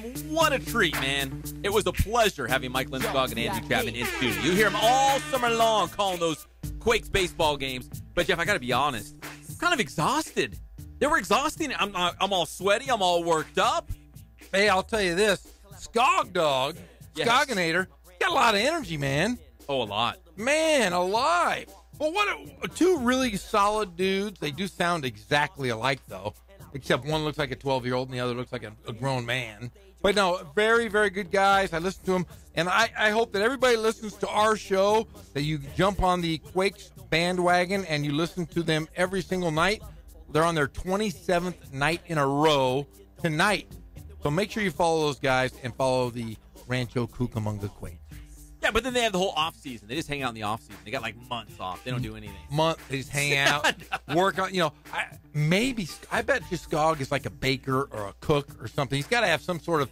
We didn't ask him what his what would you say his hobbies or his hobbies. Well, you know what? Because we can do something special next time we have him on. I want to know what goes on behind closed doors of Mike Lindskog and Chappy Chap. I wonder what their special talents are. Talents is what I want to know. Well, Chappie's a golfer.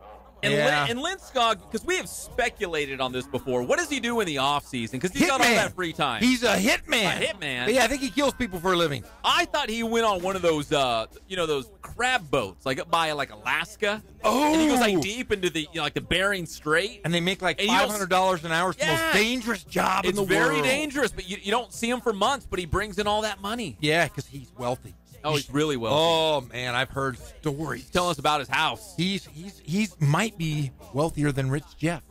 Hey, speaking of a house, Kono, what did you say Jeff Gorham looks like today? He looks like Bear in the Big Blue House, but he looks like the Blue House. Hey, whoa! Hey! Listen, Kono, do me a favor. Apparently, you did not see Jeff next to Boba Fett. There's a picture on Twitter of Jeff and Boba Fett. Jeff looks super skinny. I look fit. In fact, our guy Ghazal Hassan goes, "Whoa, that's lean Jeff." And I said, "Wait a second. I have been trying. You know it, Pep. It's tough as hell, but I've been trying, and I have lost about 25 pounds. Considering I was 300, now I'm down to about 275, and my pants don't fit. I got a belt. I'm telling you, I feel pretty good. It's the best I've felt in a long time." But I do look fantastic in that photo. Girls have been reaching out to me on Facebook going, "God, I can't believe I dumped you." I go, "Whoa, dumping me? I dumped you, babe." Now I am basically a sex symbol again. Yeah. Hey, wait a second here. I was once a major athlete, and I was fit, had a six-pack, and guns. Now you were a sex symbol. Oh no, I was always a sex symbol. Bartolo Colon isn't a sex symbol. Yeah, but I am. I'm telling you now. Have you seen this face? This face is perfect. I'm talking on the radio, but I have a face for TV, my friend. A face for TV. Sorry, I had to go off. The Inland Sports Show is brought to you by Kin Sporting Goods. Since 1976, nobody has done it like Kin Sporting Goods. They got all your sporting gear needs. They can do Letterman's jackets. You've got a big order for your entire team. They can hook it all the way up. Or your business or your company. Maybe you want matching polo shirts. Maybe you want one that says Rancho Cucamonga Quakes on it. You can even put Mike Lindskog on it if you want to embroider it. They can do it all. I want a Lindskog shirt. You can have the Lindskog. I'll take the Chappie. Oh, yeah. Kin Sporting Goods. KinSportingGoods.com. Right there off the 15 freeway in Norco. Horsetown, USA. But it's the home to Kin Sporting Goods. They were born in 1976, and they've never looked back. All the good stuff. All right, we're talking Lakers Summer League. We could talk Quakes for 3 hours, but we got to move on for a little bit. We're talking Quakes Lakers Summer League. So here's the deal. So the Lakers are in the Summer League semifinals again. 2 years in a row. You're a Laker fan, Jeff. Yes. I'm not a Laker fan. I am. I know you are a Laker fan. They won the whole thing last year. They don't hang banners for Summer League titles, but they won the whole championship last year at the Las Vegas Summer League. Your boy Kuzma, your boy Lonzo Ball, they were the co-MVPs last year. So as a Laker fan, Jeff, are you excited? Do you put any stock in the fact that they're in the Summer League semifinals again? Like they have a chance to win the Summer League championship again? Because I'm like, most of these guys won't even be on the team anyways. What does it matter? Now, what does my son say? Meh. Yeah. There's a couple of good things you can take away from this. Last year we got to see Kuzma, who's a very, very talented player, can shoot the ball. We didn't, being drafted, no one thought he could shoot. Remember in the Pac-12, he wasn't a great three-point shooter, but he, for some reason, is a very good NBA threat. He's a stretch three. He's versatile as far as he can rebound. He can play defense. He's probably the best of the guys we saw last year, of the new guys. So that was the one bright side. The bright side we've seen this year is we've seen the competitiveness of Josh Hart. Josh Hart is a really good player, and guess what? He didn't need to play Summer League. No. And, and here's one thing that I take away from the NBA Summer Pro League is that these guys play AAU all through high school, right? They play 6, 7, 8, 9 games a day when they're during the AAU summer circuit. When some of these guys go into the NBA, they say, "Oh, I don't want to play in the Summer League because I could get hurt." I'm too good for Summer League. I think it's both. I think I'm too good, and then I also think that some guys say, "Well, I don't want to get hurt." Well, guess what, guys? You guys play. All of these NBA players all play pickup games during the off season, virtually every single day. If you can't go out and play one game and probably play 24 minutes tops, then there's a problem. That's where you see some of these players. But Josh Hart is the exception. Josh Hart. He's been playing great. He's been playing great and didn't need to play, but told the Lakers brass, said, "Hey, look, if I'm going to do this, I'm going to play every game. I want to try to play as many minutes as I can because I want to get myself better." But you look at these other guys, like I said, some of these top picks. "Oh, I don't want to play. I don't want to get hurt." That's a label for BS. These guys play all the time. So I will say that's the good thing you get out of this Lakers Summer League is we did get to see a little bit of Mo Wagner until he hurt himself a little bit. So they shut him down. But Josh Hart, though. Josh Hart is one of those guys I think is going to be very successful in this league because he has the mentality of a guy like Kobe Bryant. He gets better every single year. And you know what? I think LeBron James will respect that because Josh Hart's a guy that was already in the rotation for the Lakers last season. He goes to the Summer League. He's having a great Summer League. Guess who rolls in yesterday? LeBron James. And he's seeing Josh Hart pour it all out on the floor, leading the Lakers Summer League team. I think without having, an official training camp, Josh Hart is already building a lot of goodwill with LeBron James, the way he's competing. Because at least the way I see it is, you could put your pride aside and play in the Summer League. And if you're going to do it, go all out. And I think, listen, LeBron James, we know he's smart and he is savvy and he knows what he's looking for. He already broke down the whole Lakers roster. He knows what the kind of guys are on that roster. Now he knows a lot more about Josh Hart and the kind of guy that he is. I think he's looking at him and saying, you know what? This is a guy that I want to battle with this season. I already know what kind of player he is. Keep him in the rotation because Rob Pelinka might be the general manager and Luke Walton's the head coach. But you'll be dumb shot caller. If LeBron James is going to be in all the decisions. I know he's a player like the rest of them, but if you're being silly if you think he's not going to be involved in some capacity in a lot of the decisions that are being made. Well, yeah, and LeBron James wants to surround himself with champions. There aren't very many guys nowadays in the NBA that are willing to leave their team after being a champion. But guess what? You have a champion right there in Josh Hart, who played for Villanova. Remember, was a great player and was a champion 3 years ago. So just in that token, you're surrounding yourselves with winners. The question marks that the Lakers are going to have is JaVale McGee, Stevenson, and Rajon Rondo. But the good thing about those guys is it's one and done for those guys. And that is what the Lakers fans and I think a lot of the pundits aren't realizing is that this is a rental team for a year for LeBron James to bring in guys next year. They're going to work on this. They're going to see if the young guys can play. If the young guys can't play, Pep, they're going to be shipped off. That's why you have a backup for each of those positions. You have a Lance Stevenson as a backup to Kuzma, to Ingram. You have a backup to Lonzo Ball and Rajon Rondo. You think those guys aren't going to light a fire in those guys' butts every single day in practice? We are going to see the pretenders from the Warriors. And if the Warriors are the guys that are going to step up, those pretenders, the guys like we assume Lonzo Ball might be a pretender, they're going to be gone, Pep. They're going to be gone really quick. And Rajon Rondo might not be in the Lakers' plans, but he will help make this team better by getting into Lonzo Ball on a daily basis. He will make or break him. He is. That's why they brought him in. Rajon Rondo's either going to force Lonzo Ball to step his game up, whether it's the way he trains and practices and the way he handles his business, or it's going to break him. And he's going to fall to the wayside, and Rajon Rondo's going to be your guy. And then they'll know, okay, Lonzo Ball's expendable. I don't know if he's tradable. I don't know if a lot of teams want him, but they will know that we don't need him going forward. Rajon Rondo, a champion with the Boston Celtics. Rajon Rondo is a superstar in his mind. His career is winding down. I should say it's at the backside, but he's not going to be one of those guys to say, hey, I'm going to forfeit my starting role. He's going to want to start. He's going to want to be the guy that's playing in the fourth quarter.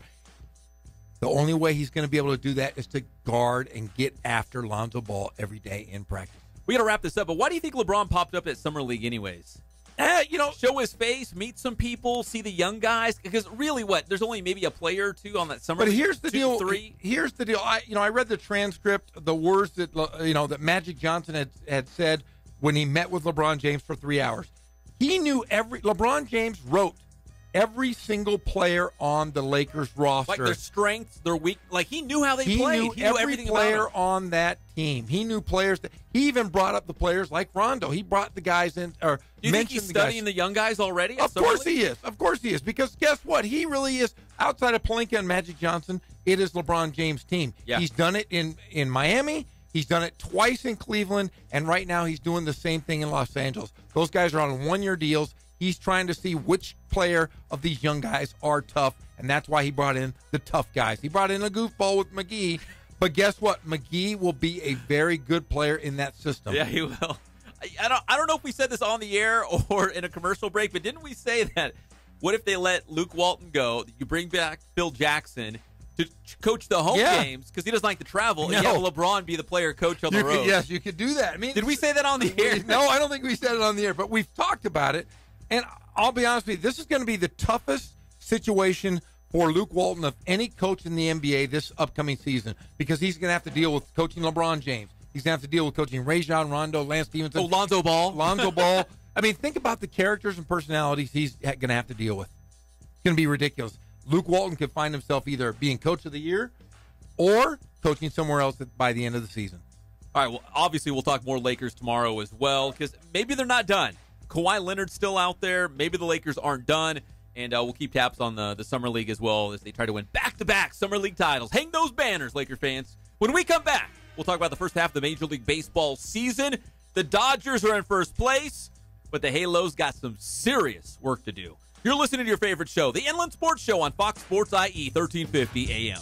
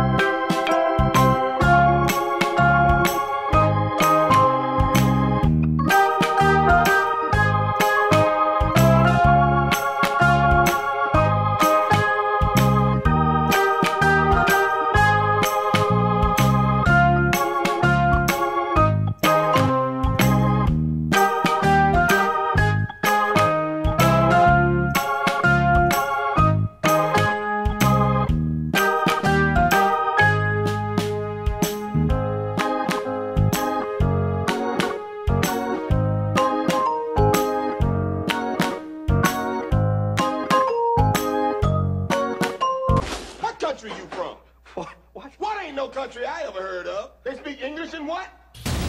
We're back to the Inland Sports Show. Here are your hosts, Pep Fernandez and Jeff Cora.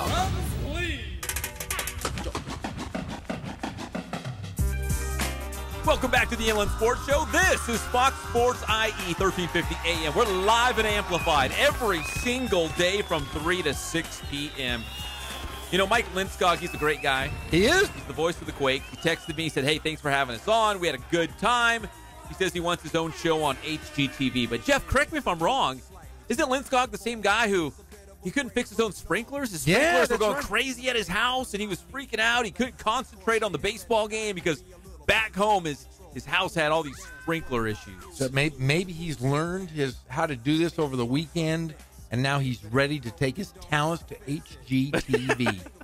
Do-it-yourself guy, right? Yeah. You know, you could go on YouTube and basically find everything. How to, install sprinklers. If they're broke, how to fix them. You can find everything out there. Hey, I could help him out. You remember, one of my best friends in high school is an HGTV, remember, he's like a vice president of the channel. Remember I showed you Who is that? Colin Whalen. A Ramona High School graduate. That's right. You did show me that guy. A very good friend. He was also the president of the Sci-Fi Network, and now he's got a couple shows on Netflix that is going on right now. I know everybody, my friend. I know everyone, but he is one of the most successful guys on HGTV. I can reach out and see if we can get Lindskog a show. Let's do it. Home renovation. Yeah. Mike Lindskog. We're brought to you by Catalano Motors in Corona off of Temescal Canyon Road. You can buy, you can trade, you can finance. They make it so easy for you, so why are you waiting? Plus, right now, if you mention the Inland Sports Show, you get $500 off. That's $500 back in your pocket, but you have to mention the Inland Sports Show at Catalano Motors. You can't show up and go, You have to say Inland Sports Show. CatalanoCars.com is the website. Catalano Motors in Corona off of Temescal Canyon Road. It's true. You guys laugh because it's true. Yeah. All right, let's talk baseball. Let's talk baseball. Okay, the first half of the baseball season looks like this, because if the season ended today, here's who would be in the playoffs. Here's your division champs. Here's your wild card teams. Let's start in the National League. The Doyers, man. The Dodgers are in. They're first place in the National League West, barely over Arizona, but we'll take it. The Dodgers are in, the Cubs are in, the Phillies are in. Those are your National League division champions. The two wild cards right now would be the Brewers and the Braves. So, Jeff, we noticed this right away that Arizona, who is the second place team and only a half game behind the Dodgers, would not be a playoff team right now. It looks like, and I still, listen, there's a lot of baseball to be played. I feel like the Braves might tail off. I don't know for sure. I feel like the Braves might tail off a little bit. I know that's Chappie's team. But there's still a chance that two teams from the National League West could make the playoffs. One is a wild card. But right now, as of this day, as we head into the break, the D-backs would not make the playoffs. No, and if you are one of those teams in the National League West, including the Dodgers, you can't be too satisfied being only a half a game up going into the All-Star break. And you look at the rest of the National League West has gotten better within the last month and a half. You can say that. But there's still, you look at every team is still hovering right around 500, even including the Dodgers. 10 games over 500 is a lot different than where they were last year at this time. The National League reminds me of the River Valley League for football. Everyone's a winner. Everyone's like lumped together. You know what I mean? Like the Dodgers, Arizona, the Cubs, the Phillies, the Brewers, the Braves. Like if you told me right now who I think is going to make the playoffs, any of those teams, like it's so lumped together right now. The exact opposites in the American League. You've got three huge juggernauts. Like you got three teams just hammering everybody else.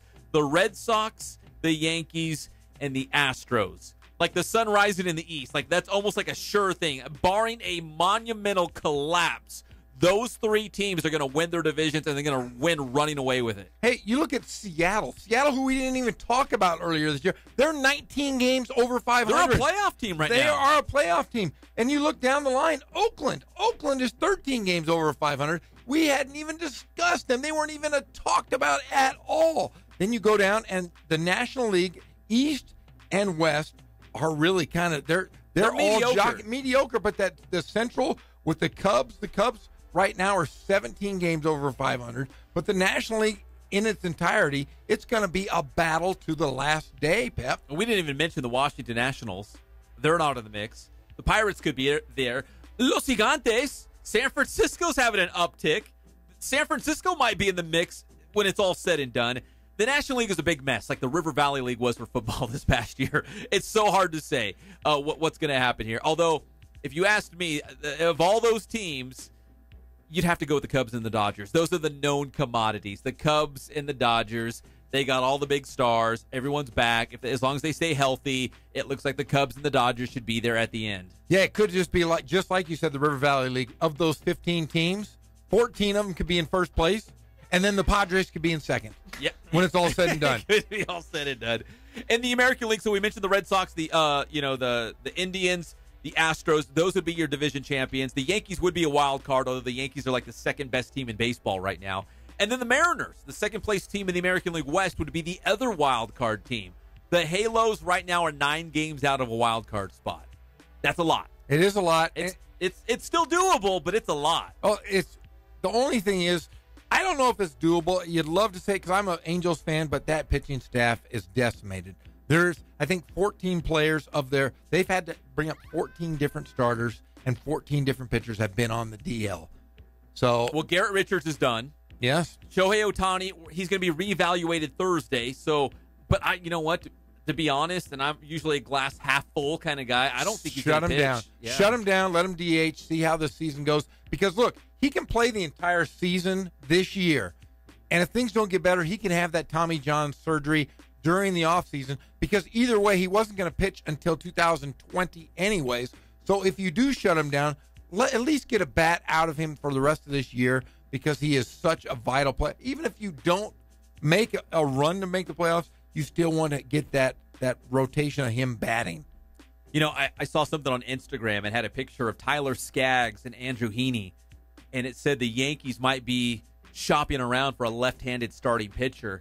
I don't know if the Halos at this point are going to be a seller before the trade deadline, because I feel like maybe they feel like internally there's still an outside shot to close the gap on one of those wild card spots. But really, you got to look inside your own division. You got to chase down Oakland, and you got to chase down Seattle to have a shot. Yeah, I don't think the Angels will be sellers. I do think, though, you said the Yankees were looking for an arm, and the Red Sox, left-handed pitcher. They look at Heaney and Skaggs. Yeah, but you also got to look at, there's a guy out there who's probably had the best first half, and he's from your team, Jacob deGrom. He's definitely going to be on the trade block, because the Mets aren't going to go anywhere, and it would just make sense to bring in an extra arm in that Yankees or Red Sox rotation, and he's just right down the street. Yeah, I just saw that headline, deGrom's agent saying, hey, give him a new big contract, an extension, or get rid of him. Send him to a contender. We'll see what happens there with the Mets and deGrom. He's not a left-handed pitcher, but he is an ace for any rotation right now. The Inland Sports Show is proudly brought to you by Boost Performance Training in Corona with Coach Ray Bass. If you play lacrosse, maybe you golf, maybe you run track, maybe you're a big-time football star, your season's coming up. You want to be in your best shape? You want to bring your A game. You want to be the very best you can be, stronger, faster, all those things. And you can do it at Boost Performance Training in Corona. They got a great facility, and you can go there with Coach Ray Bass and his entire team. Great coaches, boosttrainingsystems.com. They got a strength and speed class, and the first one is always absolutely free, so there's no reason to not go check it out. You're going to see immediate results. When we come back, we're going to talk a little high school football. We're at the Golden Bear Classic at Temecula Valley over the weekend. And then right around the corner from that, Alexander Mattison, the starting running back for Boise State. Love that guy. We'll be back at your favorite show, the Inland Sports Show on Fox Sports IE, 1350 AM.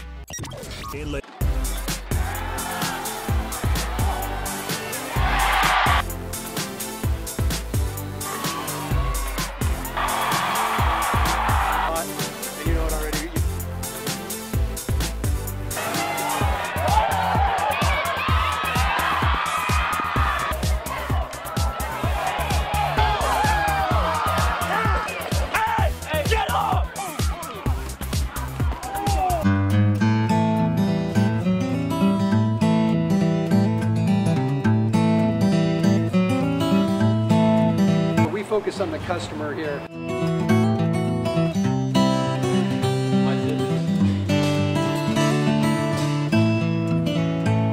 Believe it or not, that is the biggest thing for customers on an oil change. They just want the convenience of coming in, driving in, getting it done, and driving out.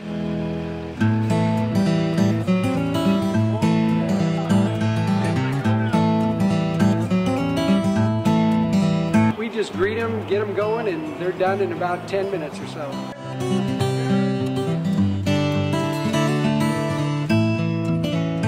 We don't push any sales on them. We do the oil change, and I think that's what sets us apart is our customer service. Vacuumed and cleaned your windshield for you as well. Everything's looking pretty good. You come into us one time, believe me, we'll spoil you and you'll be ready to come back the next time.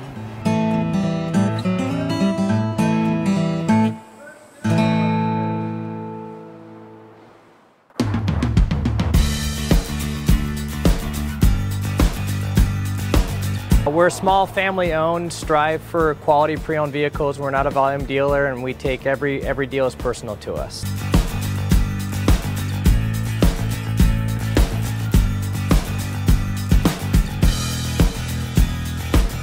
We're a low-stress environment. We're not a pressure sales house. If you want to shop us, you're more than welcome to shop us. We have, like I said, great rates, competitive financing, a lot of one-owner, clean Carfax, clean title vehicles.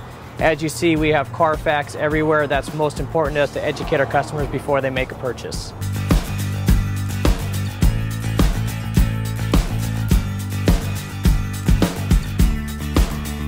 We're right off of Ontario, right off a couple exits off the 15 freeway, off Cajalco, off El Cerrito, and we're right on the main drag going into Dos Logos and the crossings.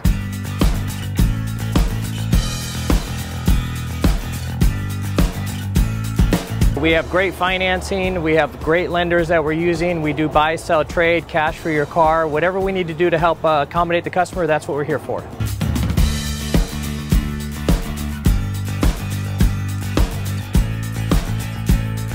We have a little bit of everything. We start at about $69.95 and go all the way up to $100,000. We have Escalades, we have commuters, we have pickup trucks, we have Jeeps, sport utilities, and if we don't have it, our specialty is finding you exactly what you're looking for.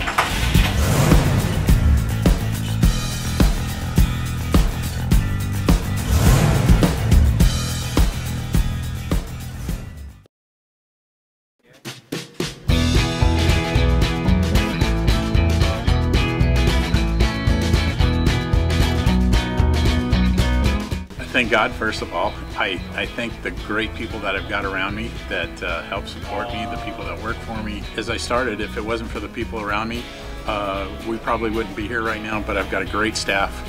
I've got great people that do stuff for us outside the store, and we've been very, very fortunate.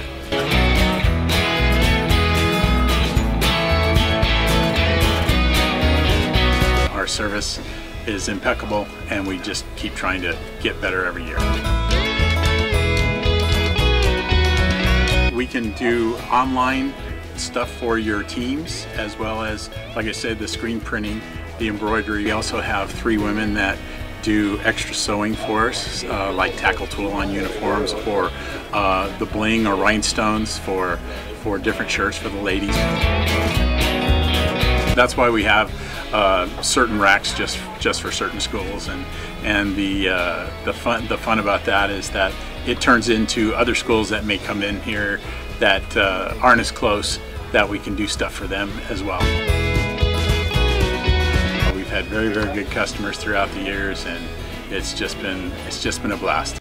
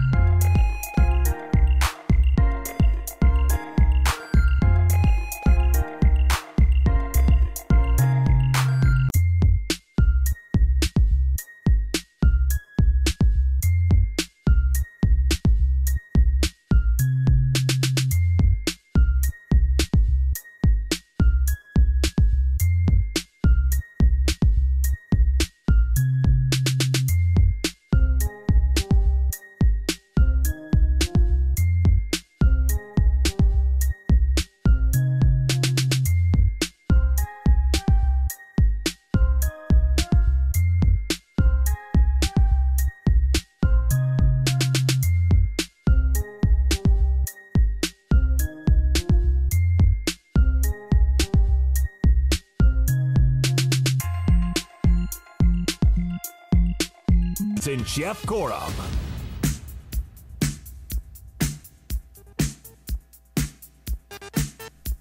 Oh, it's my favorite song. Hey! Who is it? Eddie Grant. Electric Avenue. Yes. Oh, yeah. This is my favorite here on the show. The best road trip song of all time right here. It is? Of course, it's the Gorham road trip song of our Oregon coast trip. And every time it came on, it was silence. I don't care if we were fighting, throwing cheese balls in the back. As this came on, it was utter silence, and we enjoyed it. Great song. The Inland Sports Show is brought to you by Spoiled. Quick quality oil change. Spoil yourself. Spoil your car. You just got to pamper your car, your truck, or your SUV, or maybe you got a sports car like me. Go to Spoiled. Quick quality oil change. I went there on Saturday. Rolled in with my fancy sports car. They got me back on the road. Because, Jeff, we went down to Temecula Valley after I stopped by Spoiled. That was the hottest. You know what? We were walking on the sun, my friend. Smash Mouth style. Yeah, Smash Mouth, Greg Holla. We were walking on the sun. Might as well be walking on the Unbelievable heat. Those kids, hot. Those football players were out. They were throwing tires around. They were dragging sleds around. Felt bad for the big guys. Oh, man. The big guys were hurting. Man, I'll tell you, it was a good time, though. It was a preview, a small sample size of what we're going to see. We saw skilled guys. We saw big guys. But it was mainly for just kind of getting out, getting a practice in. Competing. Yeah, competing. Throw the ball around, compete. You know, they felt like they were walking on the sun, but Greg, would you say they were all-stars? You might say they're an all-star? They were an all-star. Get your game on? Get your game on. Yes. Get your game face on. Yeah, so it was fun. We went out there. It was the Golden Bear Classic, the first annual, the inaugural, the maiden voyage, for our good friend Bert Esposito, who's now the head football coach at Temecula Valley High School. So we went out there, and they all looked like all-stars. They all looked great. We saw a lot of great teams, Jeff. We saw a lot of great quarterbacks and receivers and DBs flying all over the place. Roosevelt is your Eleanor Roosevelt. Hey, you know what you and Tommy Leach, the head football coach at Roosevelt, have in common, right? Yeah, we're both old guys. With babies. Babies. Old guys with babies. He beats me, though. He beats me by 3 years. He made it a point to tell me. Yeah. He said, I got you by 3 years, buddy. I was like, holy smokes. And his baby's like brand new. 2 weeks old. Brand new. Brand spanking new. But I'll tell you what, he was out there sweating. I've never seen a 50-year-old guy that fit and sweaty. And he was out there he was out there coaching his dudes. I'll tell you what, they look very, very impressive. That league is so tough. But, I mean, Roosevelt, Centennial, Santiago, all of those schools have such fantastic. If you look at the eyeball test, those guys are studs. And, you know, we had Vinny Fazio in on Friday, and I think he kind of echoed what a lot of coaches feel like, that if you're good at 7-on-7, then they say, yeah, there's some value in it. It might be kind of telling of how your season might go. And if you're bad at 7-on-7, you say, it's just 7-on-7. It's not real football. It's not going to be representative of how we're going to do this season. But the championship game at the Golden Bear Classic was Roosevelt against Santiago. So that's two teams from the land of the Big Eight going head-to-head for the title. So I think you have to look into it just a little bit and recognize that Roosevelt and Santiago are two of the better teams in the Inland Empire. It was not by accident that they both made it to the championship game. No, not by accident. And if you do, and people don't really want to say this, but you can watch teams and you can pick out guys and go, oh, we do the eyeball test all the time, right? And guess what? 99% of the time that eyeball test works, and you know who's going to be good. And we've seen Roosevelt get better and better and better every year. Coach Leach coming in and has taken over, and they've gotten better. But there's a lot of, we saw several guys. We saw the Ukaipa. Ukaipa, I'm going to tell you right now, doesn't pass the eyeball test for me, but I saw them firsthand last year versus Paloma Valley, and it was one of the best football games I'd ever seen. That quarterback, Keo McChesney. He was one of our athletes of the week last season. Yeah, Keo McChesney. If you watch a guy and you say, can this guy play? The question is, yes, the guy can play, but he makes great decisions. He does all the right things. He's faster than he's deceptively fast. Yes. You watch him run, he is blazing speed, but you look at him and he goes, man, there's no way that guy's the starting quarterback. Well, he doesn't look like, let's say, like a Tanner McKee from Centennial. No. He's not 6'5". He's not 230. No, but I watched him. He's great. He is a great player, and I watched him last year. I mean, they put up 47 or whatever it was in the first half versus Paloma Valley. He was unbelievable. Ukaipa's had a good run with QBs. Remember, we had Nathan Martinez. Yes, another great one. Kind of built in the same mold. Not the biggest guy, but super athletic, makes good decisions, gets the ball downfield. And what I liked about him, and we watch this as a former coach, and as part of the media now, you watch guys to see how they are with their teammates. Yes. He is a phenomenal teammate. He's a phenomenal guy to coach, and he really resonates among all his players. He's a true leader, and we saw that with several guys. You know, I know the cliche is coachable, like, is that guy coachable? But I saw him throw a touchdown pass.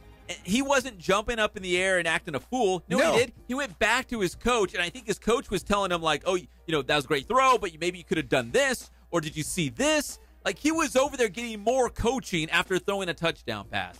That's good to see. And we've seen the complete opposite at times with players that aren't coachable. You look at him and go, man, that guy is a phenomenal athlete. He's a phenomenal. We've seen stud. that too. Oh, we've seen it. We have seen guys that have been quarterbacks, running backs, receivers that you look at and go, man, if I only had that guy's talent.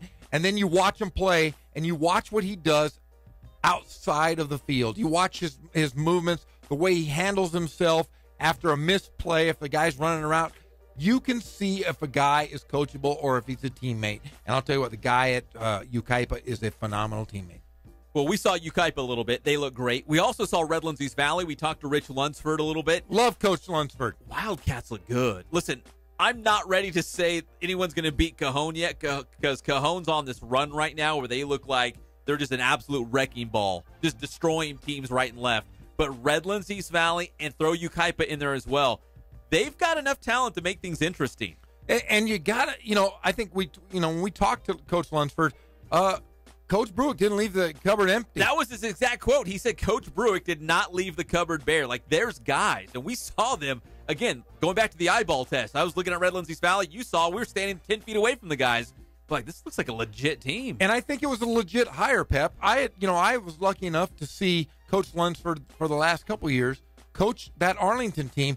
And Arlington, and it's no knock on Arlington, but the athletes that we saw at Redlands East Valley and the athletes that I saw at Arlington, what he did at Arlington with not the talent, not the greatest athletes. Probably not the numbers either. No. He's got big varsity squad at Rev. And then you look at what he could possibly do at Rev. I'm excited to see the future of Rev football because Bruick left it in good hands. And I'm excited to see Coach Bruick, what he's going to do just down the road. Well, Miles Herrera, the quarterback, he's back. Isaiah Holiness, they're one of the top receivers. He's back, and they've got some other young guys. Remember, we're like, is that Holiness? And you're like, oh, nope. That's another receiver. And we're like, man, that guy looks great. Again, passed the eyeball test. So Redlands East Valley look good. Ukaipa look good. Santiago look good. Roosevelt won the title. They look good. They got Kinzel Lawler, a quarterback from San Gorgonio. He's in the mix. In fact, they were using a couple quarterbacks out there at the passing tournament. So there was a lot of great-looking teams. In fact, going back to Roosevelt, Tommy Leach, we got an interview with him right now on the Inland Sports YouTube channel. So you can go hit the subscribe button on the YouTube channel. We'd appreciate it. Go find that Tommy Leach interview. He talked about this year's team, about being a dad again. He's not sleeping much, obviously, right? We're getting ready, gearing up for football, and he's got a brand-new baby at home, so he's busy. He's always on the move and not sleeping much. Go check out that interview. Jeff, I found something on Instagram I want to share with everybody. So Max Preps is doing their top 25 in the country. In the country? In the country. Their national rankings. Where do you think they put Centennial? 2, 7, 18, 24, 1. You're close on all of them. You're somewhere in the middle, right? Of course, we knew Centennial was going to be in the top 25. Well, according to Centennial's football Twitter account, and they would never lie. We love those guys. The Max Preps preseason rankings, Centennial checks in at number 17. Can only Not move bad. up. Not bad. But you can move up. Isn't it crazy? We're at a point now where we hear Centennial's the 17th best team in the country, and we're like, yeah, that's pretty good. Like, Centennial's at a level now. Like, if they're not in the top in the top 5 were like, what's going on? What's wrong with these rankings? Do they know Centennial? Have they met Matt Logan? What's wrong with they're this? lost. But, it's a computer. It's Max Prep. Beep, boop, boop, boop, boop. It is. See, that's the grain of salt with Max Preps because they do the state rankings and the national rankings. But really, come on. I mean, how many schools do they actually see? How many games? Is this they just popping in numbers into a computer? Like, really, like... Yeah, I mean... I don't know how much stock or value we should put in this, but they have Centennial at number 17, which is nice. Yeah, I mean, you have...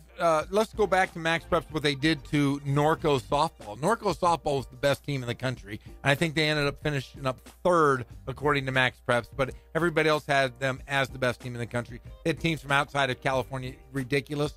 And then we're actually going to get to see Centennial when they play Chandler in that first game. Yeah, that's a huge game. In fact, I'm glad you brought that up. They have Chandler as number 10 in the country. There you go. So Chandler, Arizona is actually ahead of Centennial right now.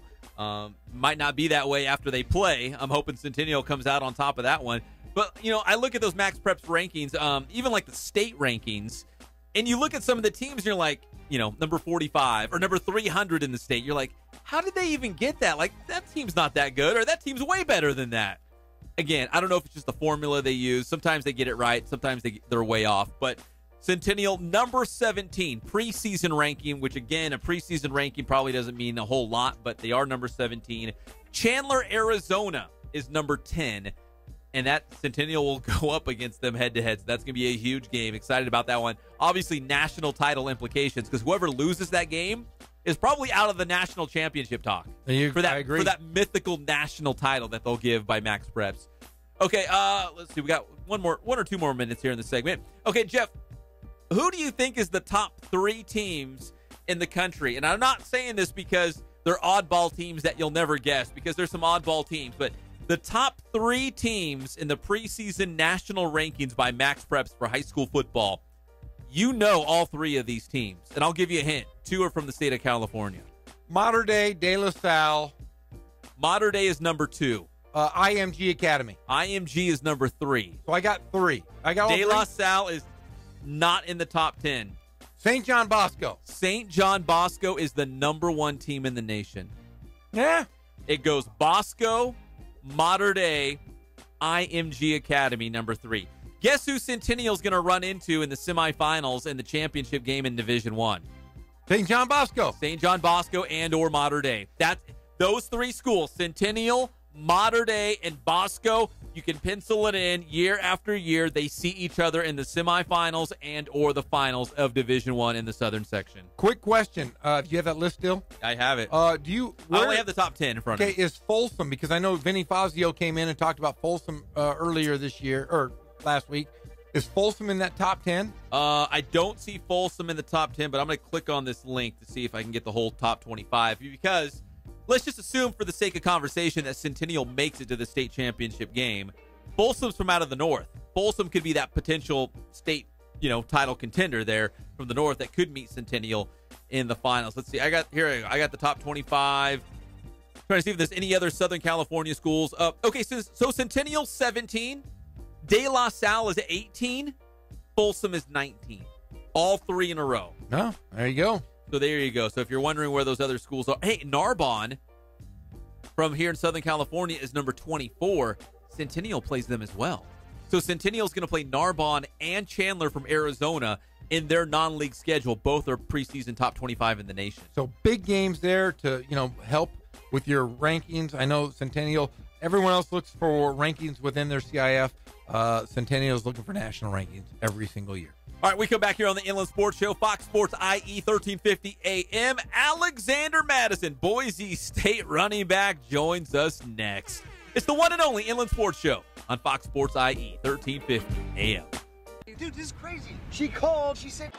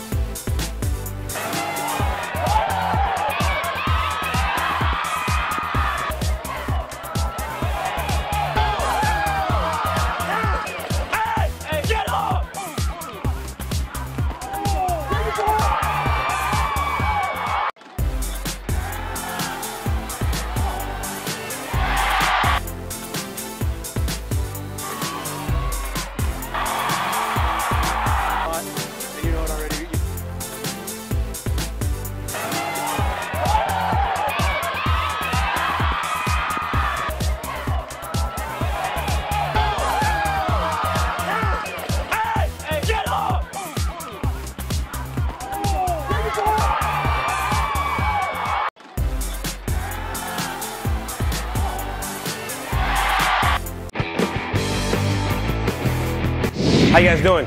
Coach Bass here with Boost Training. We're here at the BPC and it's summertime. We have another Boost Training tip for you. This tip goes out to all the football players. You spent the entire offseason getting strong, putting on weight, getting bigger. Now it's time to make that sports specific and turn it into power. So these next few tips are going to show you exactly how to do that. Let's check it out.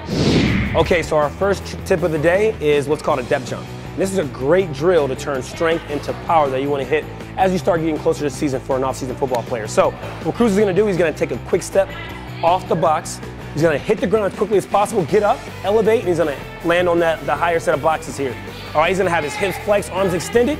He's going to hold that for a second. He's going to step back down. Here we go, Cruz. Let's hit it. Get up. Nice. Wants to hold that position for a second. Take a nice and easy step down. Depth jump, great drill to maximize power. There you have it. Now, we just showed you guys a depth jump. Now, one of the things that you can do to progress that and really take it to the next level, you can either elevate the 18-inch box here, all right, or we can elevate the landing box, all right? And remember, the goal here is to minimize ground contact and have a great counter movement, meaning when we hit the ground, we want to bring our arms through, all right? So just one of the things that you can do to make this more difficult and to maximize all those power gains. So that's our Boost Training tip of the day. Thanks for checking us out again. And make sure you stay up to date with everything that's Boost. Check our schedules, check our videos at our website at www.boosttrainingsystems.com. Check out our Twitter at Boost_training and our Instagram at Boost Training. Grind hard, stay solid.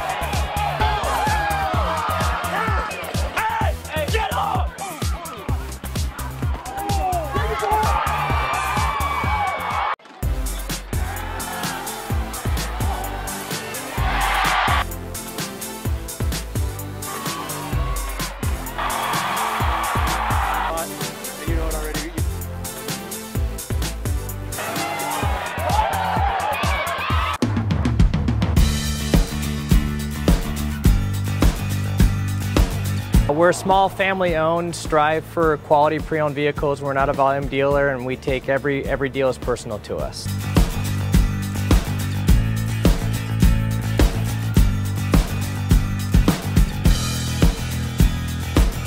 We're a low-stress environment. We're not a pressure sales house. If you want to shop us, you're more than welcome to shop us. We have, like I said, great rates, competitive financing, a lot of one-owner, clean Carfax, clean title vehicles.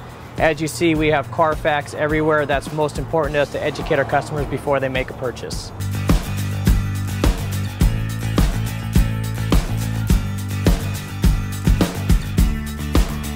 We're right off of Ontario, right off a couple exits off the 15 freeway, off Cajelco, off El Cerrito, and we're right on the main drag going into Dos Logos and the crossings.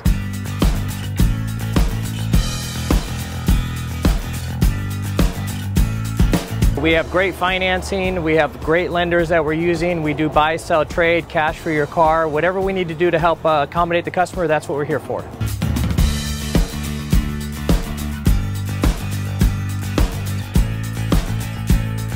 We have a little bit of everything. We start at about $69.95 and go all the way up to $100,000. We have Escalades, we have commuters, we have pickup trucks, we have Jeeps, sport utilities, and if we don't have it, our specialty is finding you exactly what you're looking for.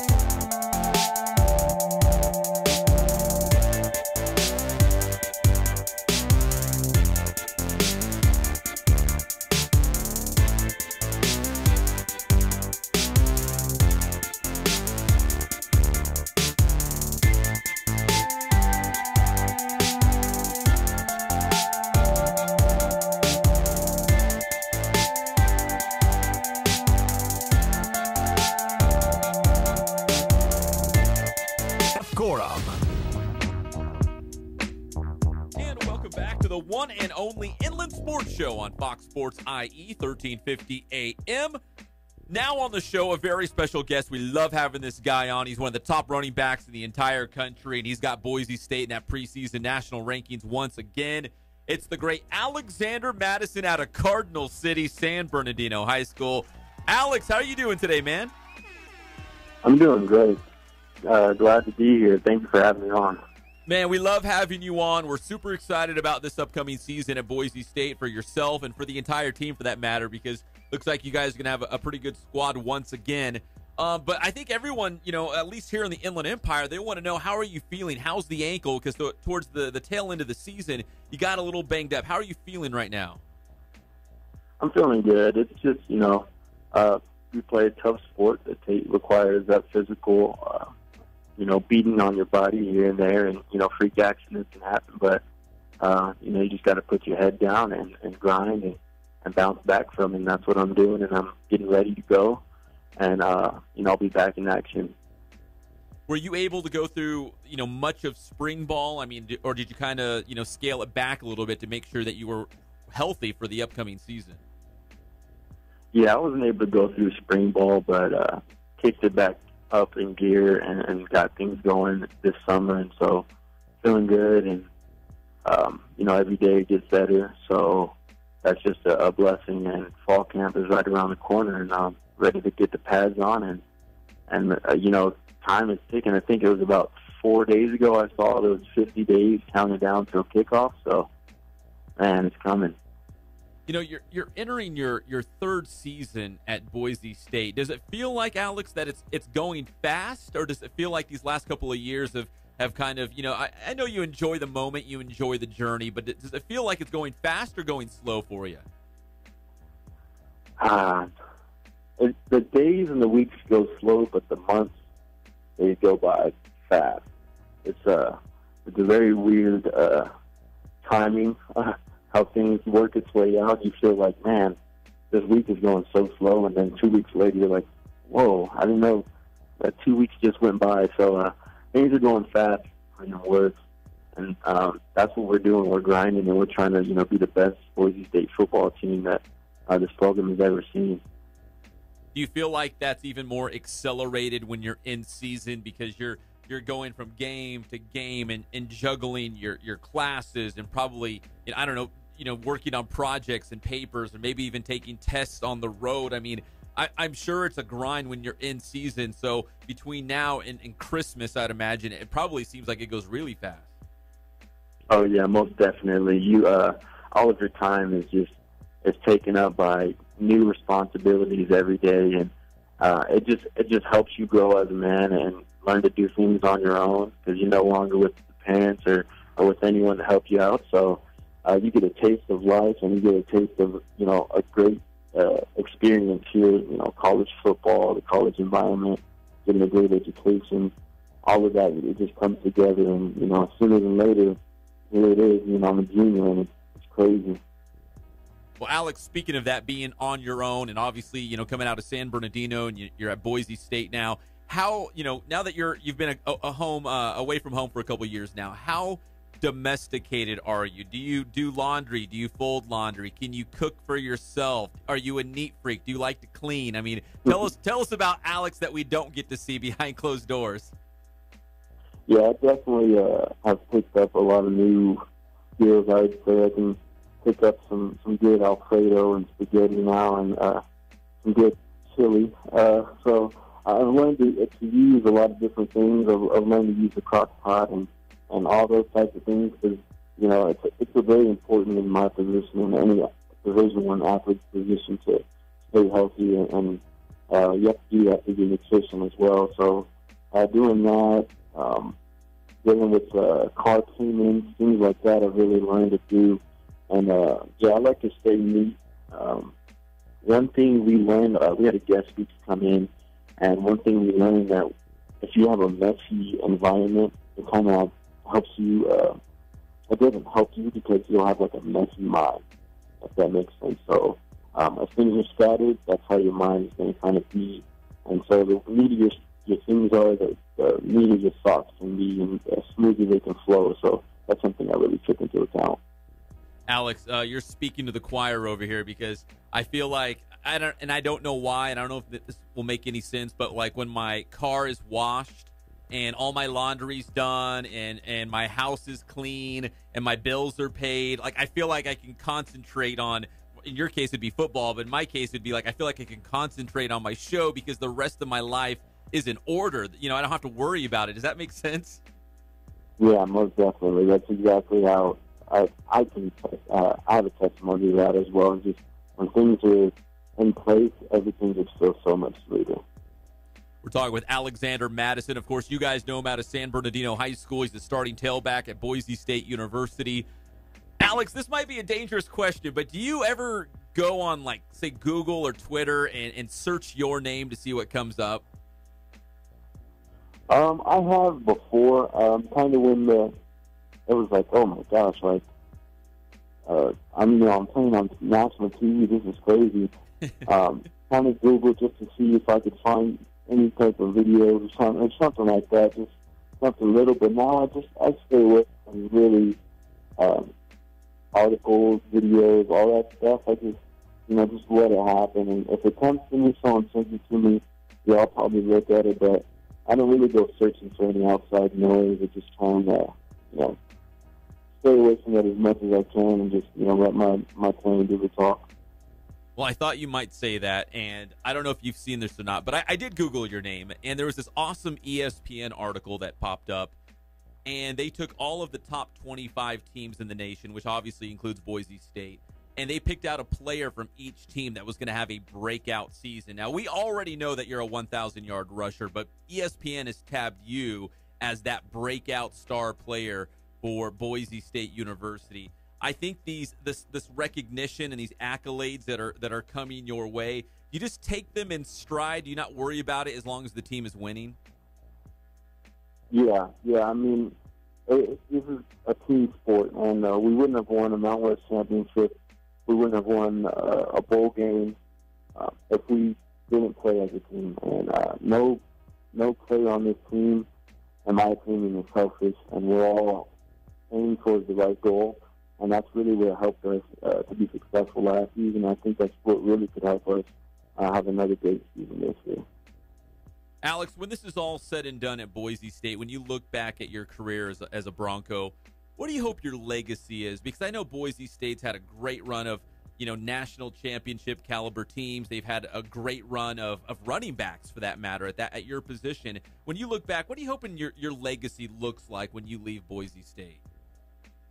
I'm just hoping to make sure that everyone that has played with me or even is watching, when they hear my name, I can be mentioned with some of those greats that have left their legacy here: Brock Forsey, James Johnson, Jeremy Avery, there's Doug Martin, Gray Ajayi, Jeremy McNichols, all those great running backs that have come through this program. There's nothing but good things about them that you hear, and I hope that's something that can also stick with my last name as I try and create my own legacy for my last name, and just be a blessing to be a part of a team that can break some records, winning a championship back to back. That'd be amazing, and so that's something we're striving for, and just to be a part of that would be a blessing. And so, just being a part of this program is already a blessing in itself, and I can't thank this program enough for allowing me to be here and allowing me the opportunity to try and make that legacy for my last name. And finally, Alex, now that you're one of the veterans, I guess you could say, one of the guys who have been around a while now at Boise State University, does it feel different as opposed to going in as a true freshman and now you're the marquee tailback? You've been with the program several years. When you go into the fall training camp to get ready for your season opener, does it just maybe feel a little bit different going into the fall camp, training camp? Yeah, it definitely does feel different. I'm in a position now where I'm teaching some of the new guys coming in how we do things, and I'm in a position to, be a leader to those guys and show them the right way to do things. And so it's an amazing experience just to be in a role of a veteran and not really one of the new guys coming in and having to learn his way, but more of trying to lead the way now. So stepping more into that role, and I know what to expect in the fall camp, but some of these young guys don't. So we got to lead by example. Hey, Alex, actually one more question. Do your parents, do they ever get a chance to get up to Idaho and see you play home games, or do they wait to see you come down to, I don't know, Fresno or San Diego State or one of those places? Does your family get to see you play in person? Yeah, they haven't had the opportunity yet to come up, but they're planning on making one of the home games this year, most definitely. But they've seen me in New Mexico. They've come to the San Diego State, the Fresno State. So some of the ones that are closer to home, they were able to travel to. When we went to the Cactus Bowl in Arizona, they made their way to Arizona for that. So this year is going to be an opportunity for them to come up, and that'll be a blessing for them to come see me in person here on the Blue for the first time. Maybe you'll run out that hammer. Remember you ran out that hammer last year? Oh, yeah. I think it's awesome. Alex, hey, everyone here at the Inland Sports Show, man, we are fired up to see you on the field this season. I know everyone around the Inland Empire, everywhere I go, people are still talking about you, man, so don't think we forgot about you. We're keeping tabs on you up there at Boise State. Oh, awesome. Thank you guys so much for all the support. I really appreciate it. All right, that's Boise State running back Alexander Mattison, the pride of Cardinal City, here on the Inland Sports Show. We'll be right back here on Fox Sports IE, 1350 AM.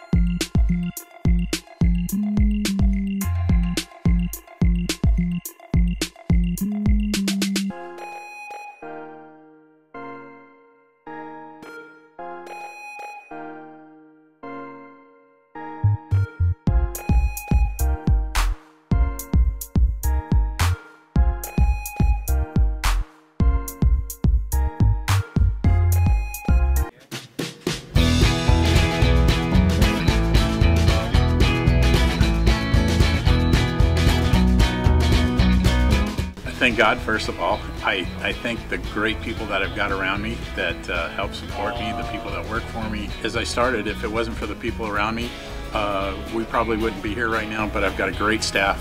I've got great people that do stuff for us outside the store, and we've been very, very fortunate.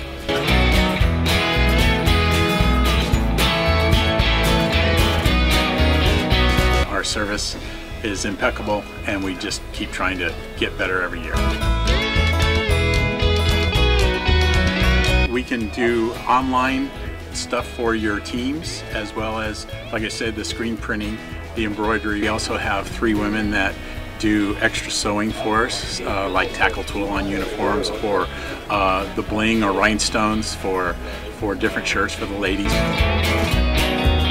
That's why we have certain racks just for certain schools, and the fun about that is that it turns into other schools that may come in here that aren't as close, that we can do stuff for them as well. We've had very, very good customers throughout the years, and it's just been a blast.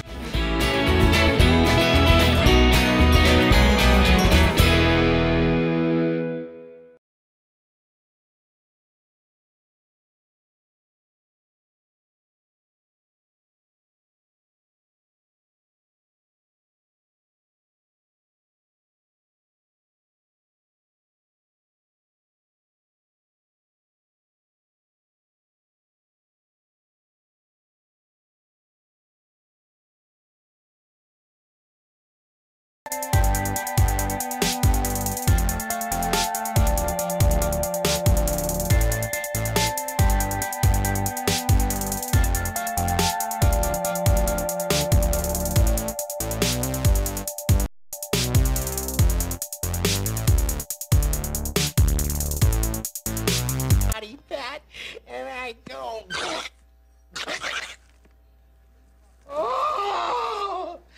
I killed it! I killed my sale! That's when I blow it. That's when people like us have got to forge ahead, Helen. Am I right?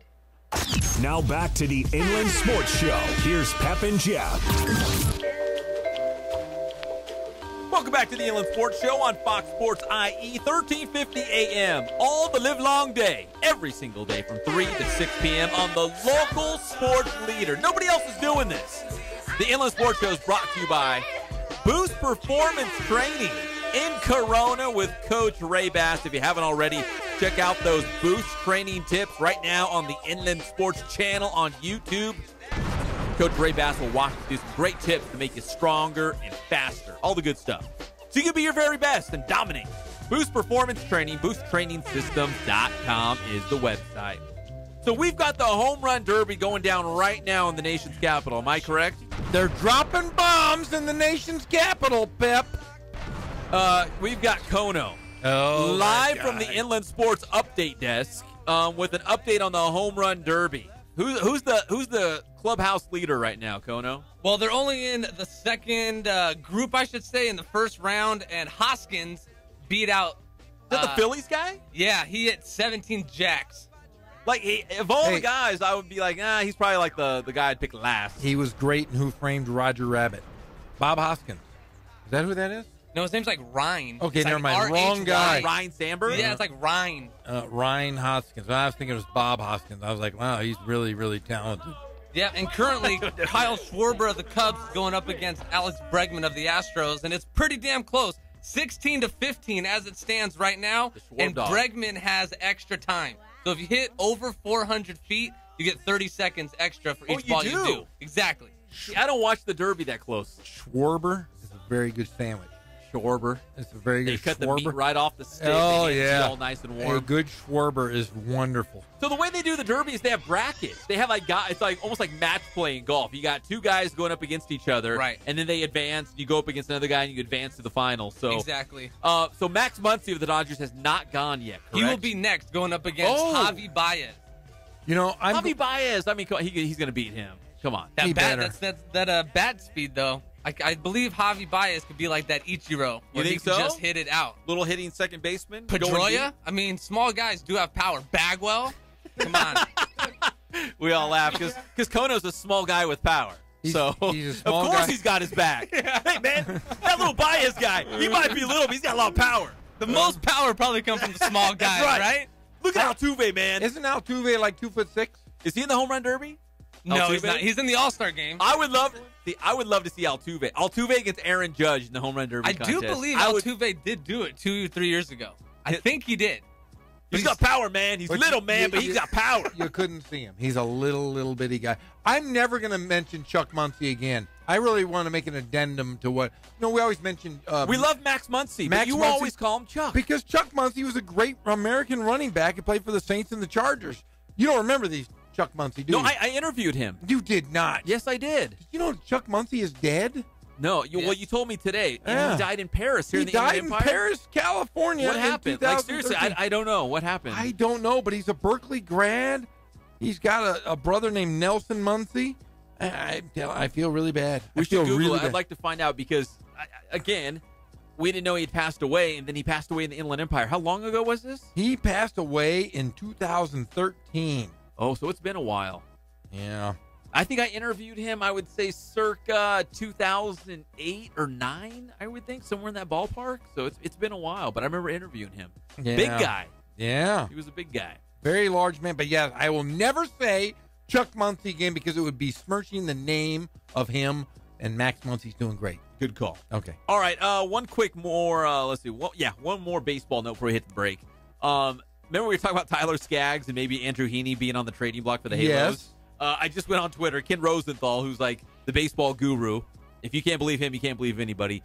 His sources are telling him that Heaney and Skaggs of the Halos are not on the trading block. Do not expect the Angels to get rid of them. But there could be some Angels relievers available. Good. Get rid of those Not guys. that they're trying to get rid of them, but they could be available if the right team came calling. So. Get rid of those relievers. Chuck Muncy died of a heart attack, according to Kono, at the age of 60 in Paris. It was also 5 years ago. Yeah, 5 years ago.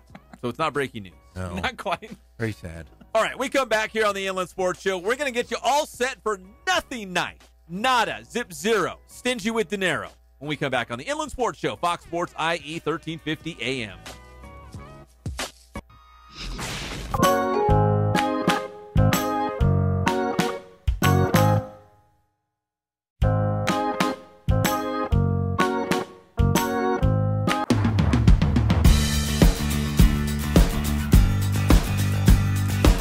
We're small, family-owned, strive for quality pre-owned vehicles. We're not a volume dealer, and we take every deal as personal to us.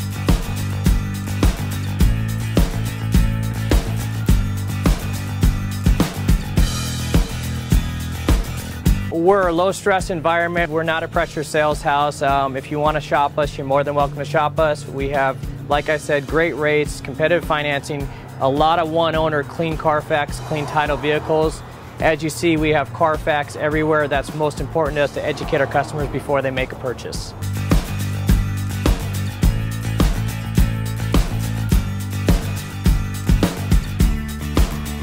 We're right off of Ontario, right off a couple exits off the 15 freeway, off Cajelco, off El Cerrito, and we're right on the main drag going into Dos Logos and the crossings.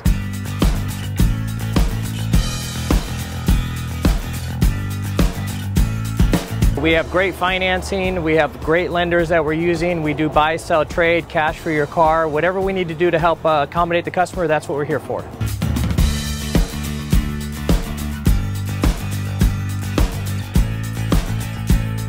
We have a little bit of everything. We start at about $69.95 and go all the way up to $100,000. We have Escalades, we have commuters, we have pickup trucks, we have Jeeps, sport utilities, and if we don't have it, our specialty is finding you exactly what you're looking for.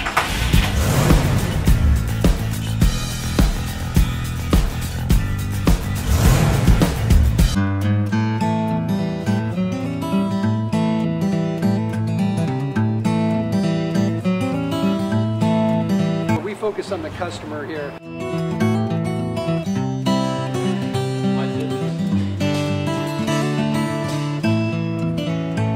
Believe it or not, that is the biggest thing for customers on an oil change. They just want the convenience of coming in, driving in, getting it done, and driving out.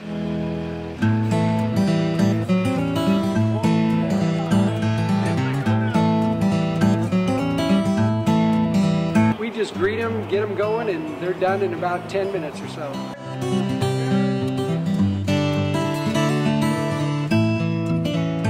We don't push any sales on them. We do the oil change, and I think that's what sets us apart is our customer service.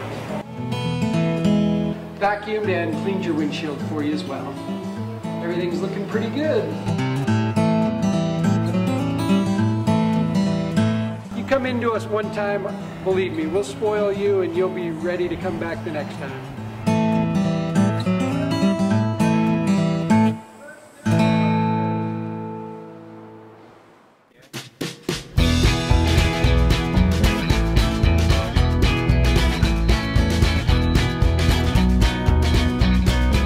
Thank God, first of all. I thank the great people that I've got around me that help support me, the people that work for me. As I started, if it wasn't for the people around me, we probably wouldn't be here right now, but I've got a great staff.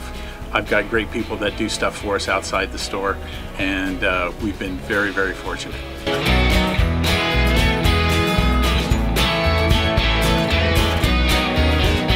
Our service is impeccable, and we just keep trying to get better every year. We can do online stuff for your teams, as well as, like I said, the screen printing, the embroidery. We also have 3 women that do extra sewing for us, like tackle tool on uniforms, or the bling or rhinestones for different shirts for the ladies.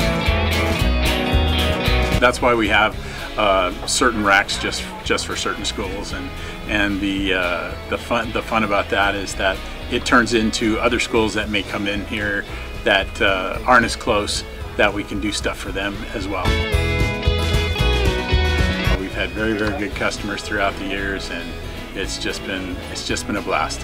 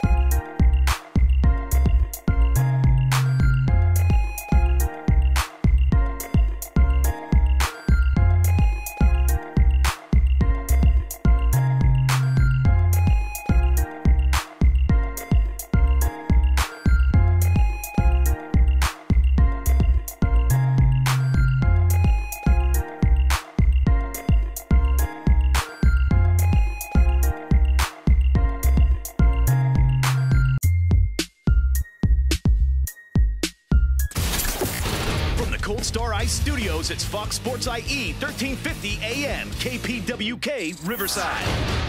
You take the blue pill, the story ends. You wake up in your bed and believe whatever you want to believe. You take the red pill, you stay in Wonderland, and I show you how deep the rabbit hole goes. Now back to the Inland Sports Show. Here's Pep and Jeff. This is it. The Inland Sports Show wrapping things up. We do have Quakes and 66ers later tonight right here on Fox Sports IE 1350 AM. It's nothing night. San Manuel Stadium. Nothing but just some good old-fashioned hardball between the Quakes and the 66ers. The Inland Sports Show is proudly brought to you by Catalano Motors in Corona, off of Temescal Canyon Road. In fact, you probably drive right past it. That's the place with all the sweet rides, the whips, Jeff. The whips! You knew whip? Yeah, I knew whip. I want the ice cream van.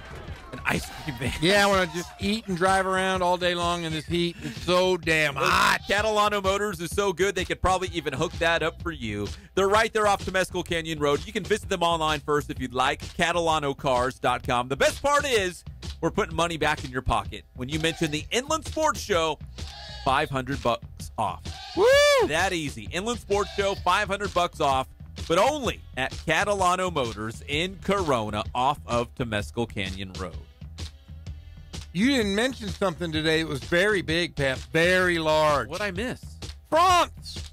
Oh, France won the World Cup. How about that? Yeah, there we go. I figured you're a soccer guy. I'm a soccer guy. Oh, man, it was big, big news across the world. Did you watch it or were you at Disneyland? I was at Disneyland. But France beat Croatia. The Croats went down. 4-2. Losers. So that's great. I'm really surprised, though, that France didn't surrender. They didn't. They won. They won. They rose to the first time they've won. Kono got that joke. That was a good one. First time they won. Yeah, first time ever. All right, France is your World Cup champion. In case you're counting at home, the next World Cup in 4 years is in Qatar or Qatar. Qatar. First World Cup ever in the Middle East. Well, it's going to be hot. Yeah. Oh, damn hot. No, actually, it's in their winter. Which is still hot. Probably. They're going to be, and it's going to be the first time it's played on sand. No, that's yeah, not right. they're not playing in grass. They're going to play on it's hot all sand. In your bare feet, like the old days. In the oil fields. Bare feet in sand playing soccer. And then in 8 years, don't hold your breath, but in 8 years, it's going to be United States, Mexico, and Canada. And guess where they're going to play that? Right here in Inland Empire? Poly High School. No. Yeah, Poly High But School. probably the Rose Bowl. Rose Bowl and Poly High School is going to have the World Cup. Will, all right. Will America be in it, though? As a host country, I think we get in. Yeah, you get automatically. Hopefully we're good enough. Hopefully we deserve to be in. The 6 and 7-year-old AYSO team will be representing the United States in the next World Cup. You guys are awful. I love soccer. Hey, Quakes and 66ers coming up in about 50 minutes right here on the station. It's nothing night at San Manuel Stadium. So if you like nothing, go check out the game. We'll see you tomorrow, 3 o'clock on the one and only Inland Sports Show, Fox Sports IE, 1350 AM. Bye!